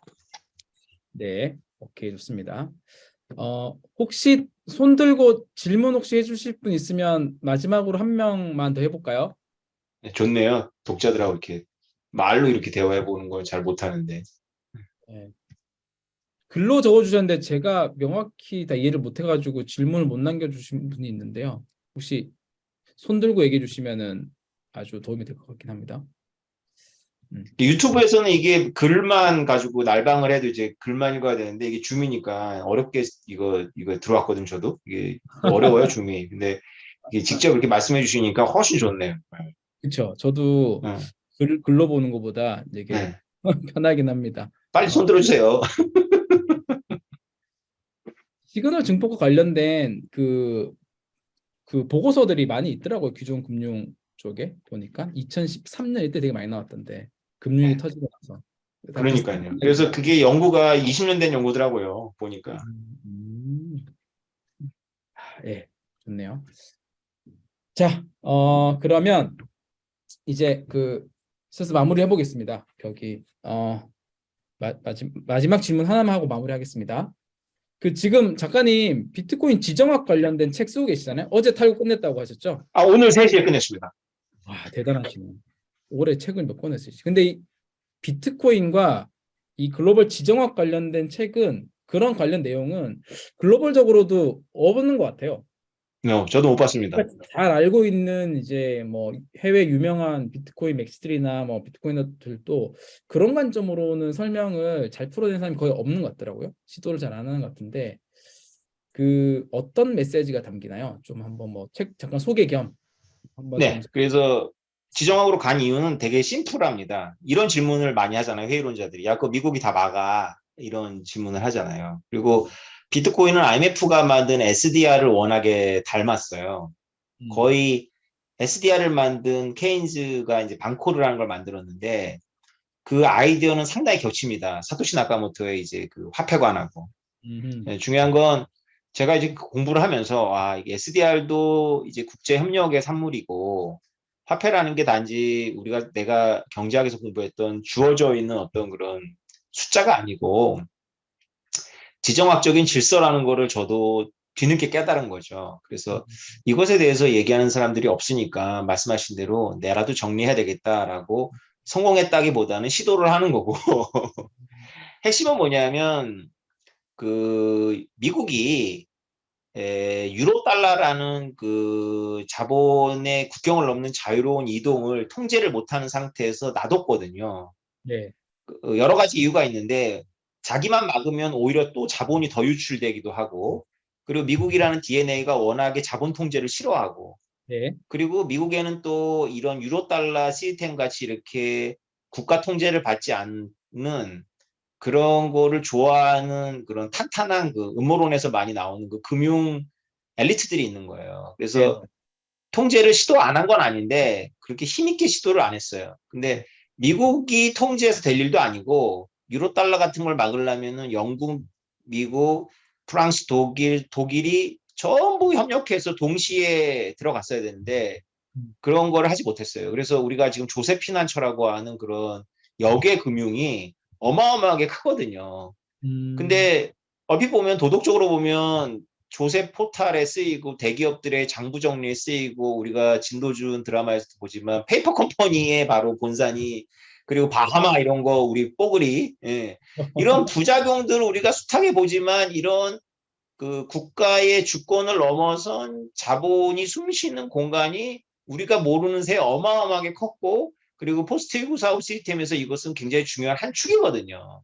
저도 몰랐어요. 저도 비트코인 때문에 공부를 하면서 깨달은 거고 이거를 강조하는 지정학 학자도 없고 경제학에서는 더 없고 그래서 이게 분명히 지정학적인 이슈인데 왜 이 자본의 자유로운 이동을 지정학적으로 다루지 않는가라고 이제 고민하면서 제가 4년 동안 공부했던 걸 지난 학기에 이제 건대 대학원에서 이제 여러 온라인으로 이제 그것도 재밌는 시도였는데 이제 도강시키면서 이제 같이 했거든요. 그래서 그거 하면서 이제 다시 한번 정리한 걸 이제 또 정리해가지고 책을 쓴 겁니다. 그게 정말 기대가 됩니다. 이게 그 어디에도 듣도 보도 못한 지식을 이게 그쵸? 비트코인과 연결을 해가지고 지정학을 내년에 나온답니다. 1월 달에 나오죠. 그 제가 목표입니다. 그 오늘 하면서 오태민 작가님 책 나오는 시점과 가격과 연관성이 있지 않을까라고 해서 책 나오는 시점을 다 이렇게 해봤는데 그렇게 일관되진 않더라고요. 아, 그런가요? 예, 다행입니다. 저는 늘 폭락했던 것 같은데. 이게 그 몇 세 나오니까 초판 예. 나오는지를 날짜를 제대로 계산이 안 돼가지고 예. 네, 이제 그 너무 좋은 시간이었고요. 그 저기 뭐지? 그 비트 세이빙 관련해서 누가 물어보셔가지고 잠깐 말씀드리면 비트 세이빙 서비스는 이제 적립식 구매를 대신해주는 서비스고 그렇게 적립식 구매를 대신한 자산을 이제 외부 커스터디 회사 이제 우리가 제1금융권에 참여한 커스터디 회사 있거든요. 거기에다가 이제 보관을 해줘요. 그러니까 적립식 구매 플러스 수탁 두 개를 같이 세트를 해주는 서비스다라고 생각하시면 좋을 것 같아요. 그래서 바하마에 세워진 거 아니죠? 예, 저희 여기 선능력 해란에 잘 세워져 있습니다. 네. 얼굴 까고 많이 다녀가지고요. 뭐 네. 국적이 네. 확실하군요. 그게 좋아요. 네, 좋습니다. 네, 좋습니다. 유튜브에서 와 정말 300명까지 늘어나셨네. 계속 늘어나셔가지고. 네. 자, 그러면은 오늘 마무리하고요. 너무 고생하셨습니다. 그리고 늦은 시간까지 들어주셔서 너무 감사합니다. 종종 이런 감사합니다. 너무 좋을 것 같습니다. 네, 감사합니다. 마무리하겠습니다.